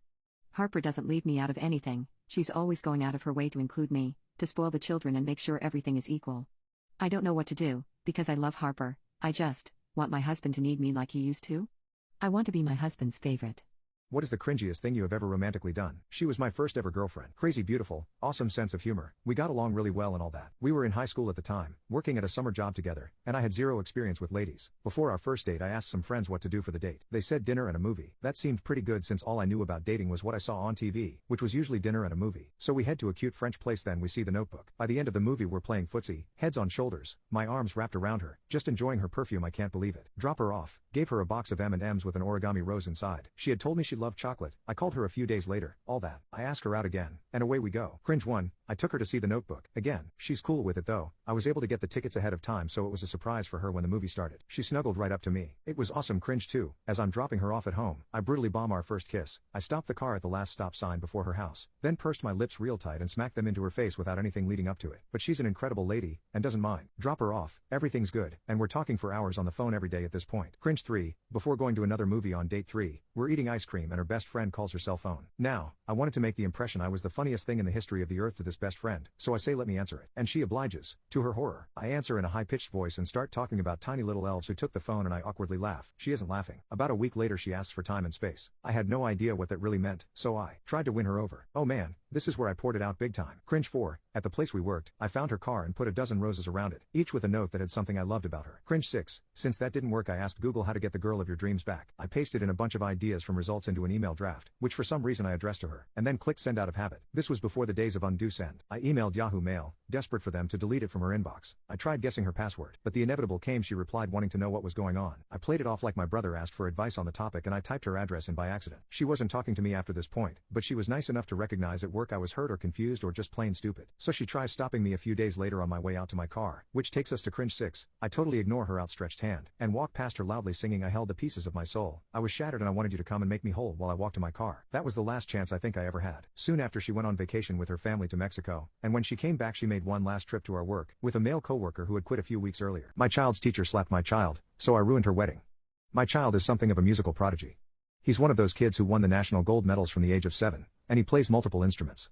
He has his own YouTube channel, and although he isn't huge, what he's accomplished so far is definitely impressive.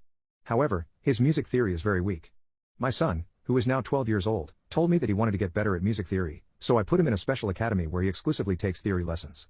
He got books and everything. The thing is, my son is very bad when it comes to traditional learning environments. He gets distracted easily and will often zone out.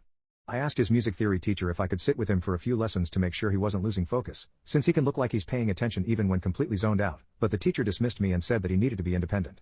Okay, whatever. I let his teacher do his thing. At the same time, this music teacher was getting married soon. Apparently, her fiancé was very wealthy, so she was able to keep a big guest list, and since my son is such a musical prodigy, she suggested that he and I come so he could meet her music teacher friends, as there were apparently quite a few people who wanted to meet him.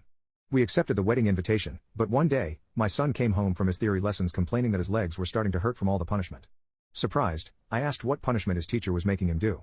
I thought it would be standing or something, since he pays better attention that way, but it turns out that his theory teacher would slap his knee if she said his name and he didn't immediately respond. I was stunned and furious, but when I called the teacher, she didn't pick up because her wedding was in 2 weeks. That's when I started my revenge plan. Go to part 2. My sister-in-law refused to choose her bridesmaid outfit for our themed wedding, so I styled her as a lady of the night. This happened in 2014. My husband and I had a cosplay-themed wedding. The guests were allowed to dress in costume or just be comfortable. The wedding party were dressed based on the TV show Firefly. My husband asked me to make his sister a bridesmaid, and I agreed even though I don't like or get along with her. My only rule for what the bridesmaids wore was that it needed to be a character from the show, and I didn't want any repeats, so they just needed to let me know who they were going to be so I could make sure we were all different. My sister-in-law knew about this before she agreed to be in the wedding. The other 3 bridesmaids all picked their characters and assembled their costumes with very little or no input from me. Leading up to the wedding, she kept asking me what she should wear. My husband and I both encouraged her to watch the show. It's only 13 episodes and a movie, to pick a character. She refused to watch even a single episode. There was even a time we were visiting and she asked us over to watch a movie. We suggested this show, and she refused. I really just wanted this to be a super laid-back experience because we are not formal serious people, but she was making it difficult. She asked me a couple more times what she should wear, and finally asked me to just send her some options to pick from. I spent a bit of time finding characters and emailed her a list, including screenshots and descriptions. I even took into account that she would be breastfeeding and would need an outfit that could accommodate that. I don't remember all the characters I sent, but they included the school teacher, the love-making robot, companions, and a few others. Weeks later she still hadn't even looked at the list and was asking me what she should wear again. I told her to look at the list and she said she would. A couple weeks later she's asking again. It got really annoying that she was refusing to put any effort at all into it. Finally she told me to just pick who she should be, so I picked the pregnant ex-roker. She didn't even bother to look the character up after that and still pestered me about what specific clothes she should buy. She didn't find out until after the wedding that was who the character was, and she was really upset with me. I told her she should have picked her own character if it mattered. Edit. I just want to address something that keeps popping up below. The entire canon of the show is 13 episodes and a movie. At no point did I ask or require her or anyone else to watch all of it. We suggested she watch an episode so she could get the vibe we were going for, but she refused. She could have dropped out of the wedding at any time, but she chose to make things more difficult for me. As it was, I was already making my husband's coat, my entire outfit, and all 3 flower girls' dresses, River if anyone cares, for the wedding. The last thing I wanted was to have to handhold a bridesmaid through their outfit choice. Found out I've been dating my father for almost 4 months. So I've never met my dad. He ran off when my mom found out she was pregnant with me. My brother was only 8 months old at the time, so he also has no memory of him. There are no pictures of him anywhere and my mom hates talking about him. All I know is that he was emotionally abusive to her and a real butthole. I have a thing for older men. Call it daddy issues or a fetish or whatever you want, but I pretty much only date or sleep with men 40 and up. My family doesn't know this or that I'm gay for that matter. It wouldn't be an issue, they just never ask, we don't really share personal things like that. About 6 months ago I met David, fake name, duh, at a club. We hit it off great, he's in great shape for his age, supposedly 43, although that's a lie, he's actually 47 as I've found out, really attractive, charming, etc. He left for a 2-week work trip a few days after we met, but we kept messaging each other and I really liked him, which is rare for me. We went on a date after he came back and have pretty much been dating ever since. He has a lot of money and I'm kind of his sugar baby, but that's not the reason I was attracted to him, definitely A+ though. I didn't tell anyone we were dating except for 2 of my best friends. He also never met any of my friends or family and I never met him. This changed last night. We were at a restaurant when out of the corner of my eye I spotted my mom. I don't live at home and we only usually text if we need something, so I didn't know she'd be there and TBH I still don't know why she was, she hates going out and thinks it's a waste of money. She had not seen us yet but David noticed me looking at her. I'll forever remember the way his face changed when he saw her. His expression went from his casual, charming smile he always had to this blank, panicked look. I obviously noticed and got a really bad feeling, so I asked him what's wrong and he just got up and excused himself. I kept asking him where he was going and grabbed him so he couldn't just leave. At this point I was really confused and suspicious, but I would have never guessed what would happen next. I don't think anything could ever prepare me for it. At some point while he was getting up my mother must have spotted us because next thing I know she's next to our table, asking me what was going on. I couldn't really pinpoint her facial expression because it looked like she was horrified, but again, at this point I didn't know David was my father and she doesn't know I'm gay. David is visibly uncomfortable and looks like he wants to die, he was literally sweating. I assumed this was because he didn't want my mother to know I was dating someone of his age. I was about to try to explain what was going on to my mom when she said, "Why would you go behind my back like this?" I was so confused, because again, I didn't know he was my dad, so like what was she going on about? She probably assumed I had looked for and met up with my father without talking to her about it despite her telling us how badly he treated her. To me, however, it seemed like she was acting crazy for no reason. I kind of took it personally and thought she was trying to tell me who to date and what to do, so I casually told her that I was just on a date with my boyfriend and I tried to grab David's hand but he just jumped up and ran away. He literally bolted like a freaking Olympic runner. I cannot get the damn image out of my head of him jumping between waiters to get away. Everyone was staring at us by this point, it was so embarrassing and I was mortified. My mom looked like she was frozen in place. I was more confused than ever, I had no idea what was happening. I had assumed she had asked me that because she didn't want me to be gay, which made no sense, she is very open and liberal, or dated older men, which made a bit more sense but was still none of her business. But her expression just made my skin crawl, it's like I could feel the horror she must have been experiencing. She just told me to get up and come with her. I was still confused but something in her body language told me to just do as I was told. I quickly paid for our drinks and appetizers, thank God the main course hadn't been served yet, BC damn was that crap expensive. My mom excused herself to her friends and once we were in her car outside, we just sat there in silence for what felt like at least 10 minutes. I didn't really dare to say anything, I was still processing that my boyfriend just freaking ran away from me and my mother. I had also tried to text him but he wasn't responding, shocker, I know. When my mom spoke, it sounded like she had been shot. She sounded so wounded, I think it might haunt me forever. She asked me who that man was and I explained to her and I went on about how much I loved him because again, I was still thinking of David as my boyfriend and assumed my mom's reaction was because of his age or gender. I cannot believe that I went on about how much I romantically loved my dad right to my mother's face. It makes me want to puke. Long story short, she told me he was my father and that she instantly recognized him. That talk was the most traumatic experience of my life. We both started crying at some point and just wept for a while in the car. I was howling, it was damn primal. I'm not usually emotional or prone to crying, so it was really shocking to me just how much pain a person can feel. Most of it is just a blur now, especially compared to how clearly I remember every other moment of the evening up to this. We drove home, I slept in my old bedroom. We haven't talked about it since, but my brother is also staying at our place still. He's a med student, never moved out because of housing costs, and he knows something's up. Tried talking to me about it and I just broke down again. How do I ever tell anyone about this? The worst part is I think despite all of this I still love David? Just writing that makes me want to throw up. I cannot believe this is reality. Like how messed is all of this? Why did this happen to me? I don't even think I could tell my therapist about this. I tried messaging David but I just don't know what to say. The last message I sent him literally just says, "Please call me, I love you," sent right after he ran away. Like what the hell? What the actual freaking frack? Like how do I come back from this? How do I ever look my mom in the eye again? I haven't left my room yet and I'm in tears again while writing this. I can't even remember the last time I cried before yesterday and now I've been doing it nonstop. I solved my girlfriend's problem without her consent, and she broke up with me over this. Basically, my girlfriend, now ex, lives in an apartment building where she shares her floor with just one other tenant, but the dude lets his big dog sleep in the hallway between their front doors. The dog does what dogs do, it thinks the hallway is its territory, so it defends it. It never bit anyone but it'd usually growl and look aggressive whenever my ex or myself walked past it to go to her apartment. My ex just would not shut up about how much she hated that dog being there, She is squeamish around dogs at the best of times, but the dog's owner is a massive looking tatted up dude, and she'd keep whining that she didn't dare speak up to him because he scared her. I talked to the dude a couple times here and there and, while he looks dangerous, he seemed to me like a chill guy, so I kept telling her to just talk to him and I was sure he'd understand. But my ex was adamant, absolutely not, because she was afraid he'd get angry at her and retaliate somehow. Well, 3 days ago, I was sick of hearing her complaining about the dog again and again. I just got up, walked to the neighbor's door, rang the bell, he answered. I asked if he could avoid leaving the dog in the common area because it makes my girlfriend uncomfortable, and his reaction was, "Oh gosh, I didn't realize. My apologies, it will never happen again." Boom, solved. But when I got back in my girlfriend's apartment, she was enraged at me. Said she wanted an apology from me for helping her without her consent and that she thought I was putting her at risk, because she lived next to the guy, and what if he was a secret serial unaliver, and by telling him to keep his dog indoors I made her his next victim. I tried to be patient but she was screaming at the top of her lungs and completely freaking out and not listening to me telling her that her neighbor is a normal dude, who would have removed his dog earlier if she had politely asked him to. No, she just needed to screech at me about paranoid fears of somehow making an enemy out of the neighbor and how I am the one who started the war but she's the one who will be a victim of it. I repeatedly told her that there is no war, no conflict, no nothing and that she should just calm down, but she screamed at me that she never wants to talk to me again until I sincerely apologize.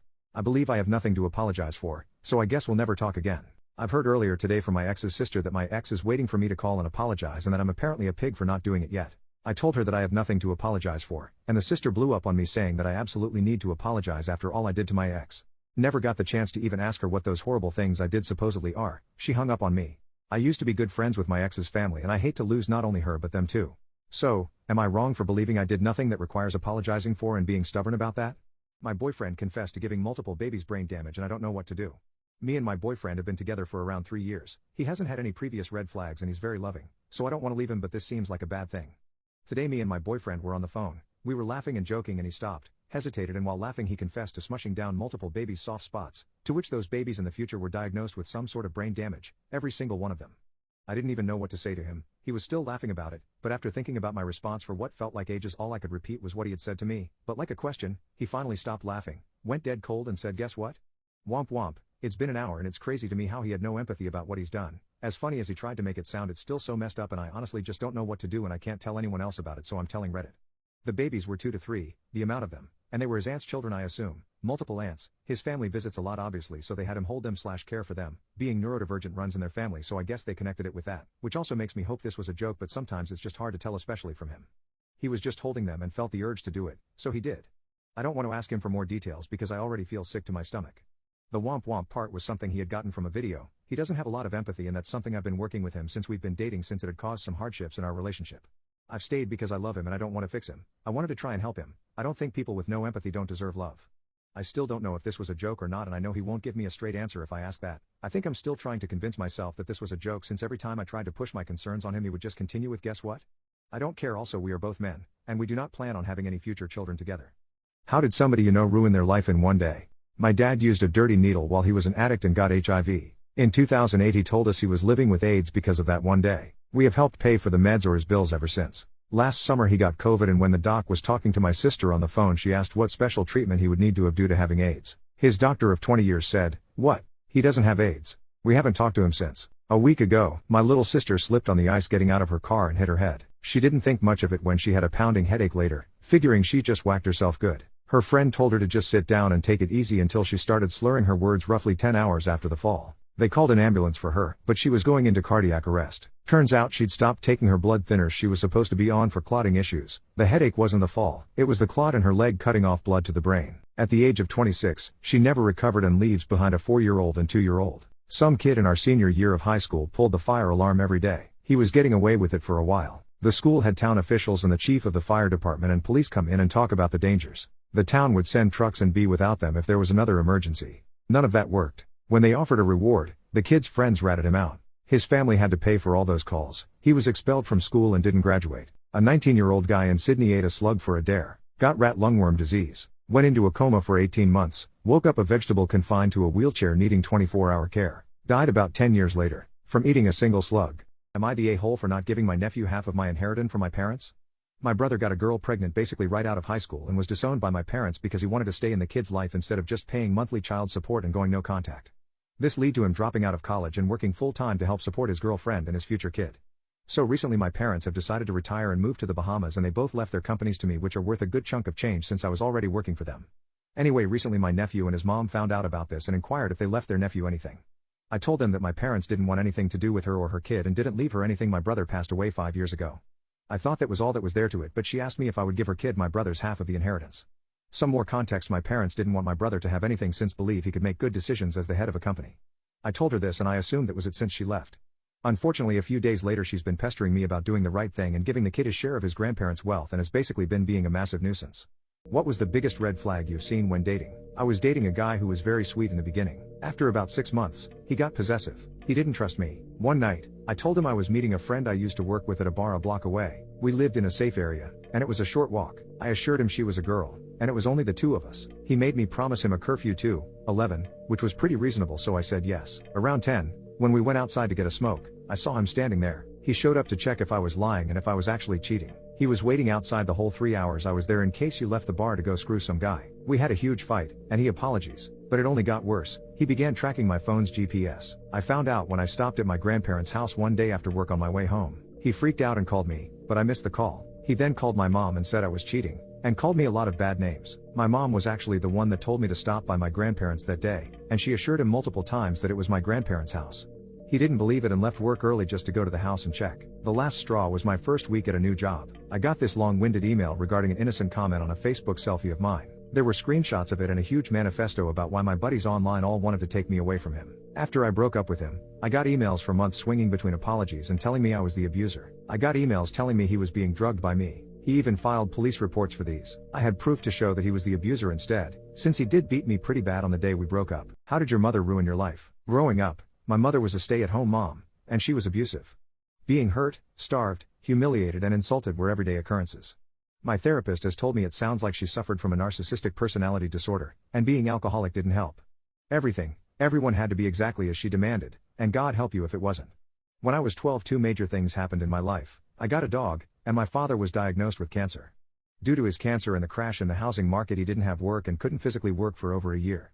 During this time she burned through his entire life savings, buying wardrobes full of clothes she never wore, cupboards full of dishes we never used, boxes filled with jewelry, just collecting dust. My brother, who had received some of her ire, began working with my dad, leaving me alone with her all day. We lived in the middle of a forest, in the middle of nowhere. I would spend hours upon hours outside, weeding, watering, walking, anything to stay away. My dog was the only friend I had ever known, the most important thing in my life. I named her Baby. Baby was beautiful, svelte muscle, glossy black fur, intelligent brown eyes. She could be serious when I wanted obedience, and happy when just wandering. She stood by my side when I encountered mountain lions, twice, and threw herself in the way, growling and with hackles raised, when large men or other dogs approached me. She was 80 pounds of beautiful, vicious don't mess with my mama. Since I spent so much time with her, I had trained her to perfection. Sit, stay, lay down, shake, play dead, find other animals or people, open doors, fetch, heel, etc. I never put her collar on her because I never needed to. I never needed a leash to walk her. She would wander 30 yards away, a short whistle brought her right back to my side. On the somewhat rare occasion that I didn't have endless chores to do, I was to stand in a corner of the kitchen and wait. I wasn't allowed to sit, or walk. I had already given up talking because anything I ever said was wrong. She made sure I knew. I could stand in the kitchen for hours, not moving, just waiting. She hated my dog. I don't know why, probably for whatever reason she seemed to hate me, but one day terrified me beyond anything she had done before. I was 17, and I was standing in the corner, zoning out while she was ranting, thinking about a slice on my arm and watching the blood drip down. I zoned in just in time to hear, "And we'll get rid of your stupid dog, won't that be wonderful? We'll never have to deal with that ugly mutt, I'll just kick her out and we'll never see it again. Oh, doesn't that make you so happy?" She was giggling, gleefully talking about getting rid of Baby, my sweet little girl, the only thing that kept me from acting on all the dark thoughts that had clawed at me for around a decade. I felt the hole inside of me sink deeper, but I didn't cry. To cry in front of her was to admit weakness, to invite pain. Then, she moved out. She took everything that wasn't nailed down, didn't matter who it actually belonged to, and left. She got a trailer in the nearest town, started spreading her legs about as often as spreading lies, claiming my father forced himself on her, abused her. She was afraid for her life. I let a little hope flicker inside me. I still had my baby. My father told me we had to move 2 states away, to stay with family and start over since she cleaned him out and he had to go bankrupt. He said that we couldn't take any of the animals, we had to find them new homes. 2 of the dogs went with my eldest brother, another to his wife's brother. My father had told me previously that we all needed GEDs, so we went to the next town over and studied at the college there. I met a couple that worked there. The female worked in the extracurricular study office, the male was a janitor, and they adored Baby. They agreed to take her. I remember when they came to pick her up, I put her leash and collar on her. I knew she would try to stay with me. She obeyed perfectly, jumping in their truck the instant I said to. I remember watching the female of the couple holding her leash as she twisted and wriggled, trying to keep her eyes on me through the back window of their truck. And she was gone. I didn't cry. Tears didn't belong to me. About a month later I was sitting in my grandmother's house, a comfortable, cool pocket in the middle of Arizona's oppressive heat, nestled against a small mountain in the middle of a city. My mom had always told me that my father would beat me to death as soon as he saw me, so I was terrified of speaking to him. I can't remember what I asked him, but I know it was permission for something. His response hit me like a wave, and I will never forget it. Of course, you're an adult, you can do what you want, I just want to make sure you'll be safe. It was like a floodgate was opened. I climbed to the top of the mountain next to the house, and cried. I cried 18 years worth of pain, 18 years of you'll never have friends and never be loved because you are so useless.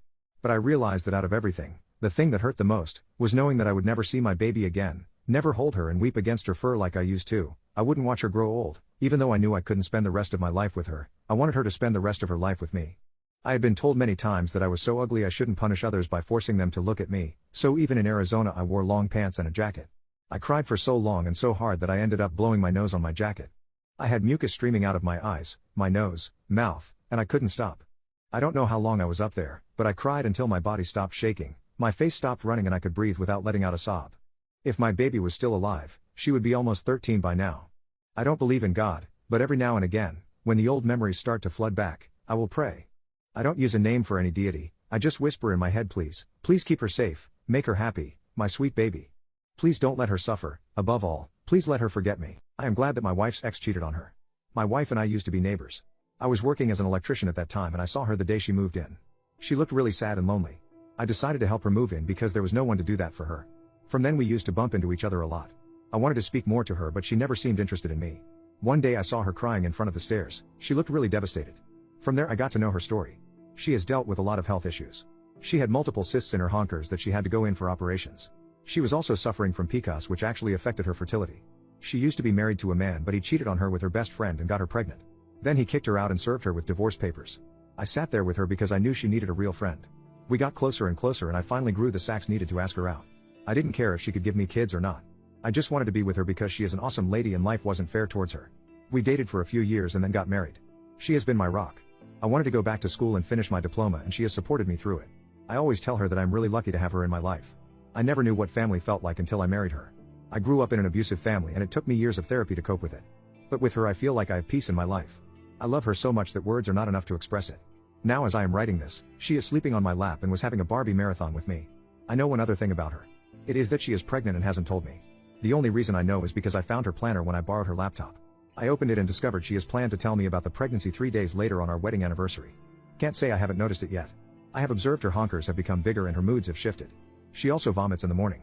I will not spoil this surprise for her. I know it makes me sound like a bad person but in a way I'm glad her husband cheated on her. Otherwise I wouldn't have had this angel in my life. Is it okay for parents to secretly snoop through their teenagers' stuff? No. My mother used to always go through my stuff, my phone, and my diary and use whatever she found against me. The day after my first boyfriend broke up with me she took my phone and read our fights and actually agreed with him and said all the insulting things he said were true. She found out about another girl he liked and later compared me to her and told me why she was better than me. She would yell at me about telling my friends about some drama I had with my grandmother, which wasn't even bad in any way. I started deleting everything. I stole extra phones and when she would take my phone to snoop through I'd use my extras to delete everything. I wasn't a bad kid when she started snooping, but as time went on, I escalated the stuff I did. I did everything I could to separate myself from her and create a life she didn't know every detail of. I figured if I got yelled at about things that weren't even wrong, I might as well do things that were actually wrong, because I'll get yelled at either way. I did it well too. I got amazing at hiding things, and could lie about anything without a bit of difficulty. She broke my trust over things that were extremely trivial, so I knew I could never trust her with real things. Eventually she stopped looking through my things as much and now she knows more about my life than ever. I now tell her who my friends are, who texts me, and I even told her about someone I kissed and a boy who texted me. She lets me go out with my friends and now that she trusts me enough, I don't break that and actually see the people I tell her I'm seeing. The longer she respects my privacy the more I share with her and she knows much more about my life than when she was snooping. How a sociopath took over my life. Back in 2018, my former spouse and I were navigating the rocky final chapter of our tumultuous marriage. During this period, I encountered a figure that would change my life in ways I could never have imagined, a man named Jez. Jez and I crossed paths on a dating app called OkCupid. At the time, I was 28, and he was 42. Our connection was instantaneous, and after a short period of online conversation, I agreed to a real-world rendezvous at a local restaurant. This initial meeting was both invigorating and nerve-wracking, leading to further interactions that included introducing him to my spouse. We immediately hit it off, and Jez and I seemed to be the perfect couple. Jez swept me off my feet with an intensity I had never experienced before. Jez made me feel cherished and valued, showering me with tokens of affection and adoration. For the first time, I was enveloped in a love that felt as if it had been predestined.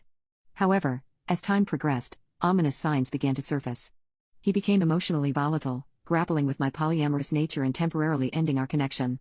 The roller coaster of emotions I navigated was overwhelming, but I remained resolute in my decision to stand my ground. Eventually, he reconciled with me, offering apologies and promises of change. Our relationship intensified, only to take a harrowing turn when he moved into my home. The once charming Jez transformed into a domineering and possessive presence, creating an atmosphere of unease. Events escalated, reaching a point where his behavior became controlling and erratic. I recall a nightmarish episode during a work function where he openly displayed hostility and disdain, contrasting starkly with the support and camaraderie of my colleagues. The relationship descended into a nightmarish cycle of manipulation and emotional torment. His demeanor shifted dramatically, and I found myself tiptoeing around him, bearing the brunt of his anger. His sinister intentions became apparent as he delved into my past and utilized my vulnerabilities against me. The emotional manipulation was relentless, driving me to question my own sanity. A pivotal moment occurred when he orchestrated a chilling display of psychological torment. Seemingly innocent at first, he turned up the volume of the television to a deafening level, inducing fear and distress. His laughter, tinged with malice, echoed through the room, leaving me feeling trapped in a real-life horror movie. Finally, I mustered the strength to break free from his sinister grasp. With the support of my landlord and the intervention of the police, I severed ties with him. However, his attempts to regain control persisted through a barrage of apologies and promises. It took an arduous journey of self-healing to overcome the aftermath of this harrowing ordeal. The scars left behind by his manipulation, coupled with the trauma of my divorce, cast shadows over my ability to trust my own judgment. As I recount this chilling tale, the question that lingers is his motive, the reason behind his campaign of torment. The disheartening truth, revealed in one of our final interactions, was a calculated ploy to exploit my vulnerabilities for his own gain. When I asked him what happened to the person I loved, he said, "He wasn't real.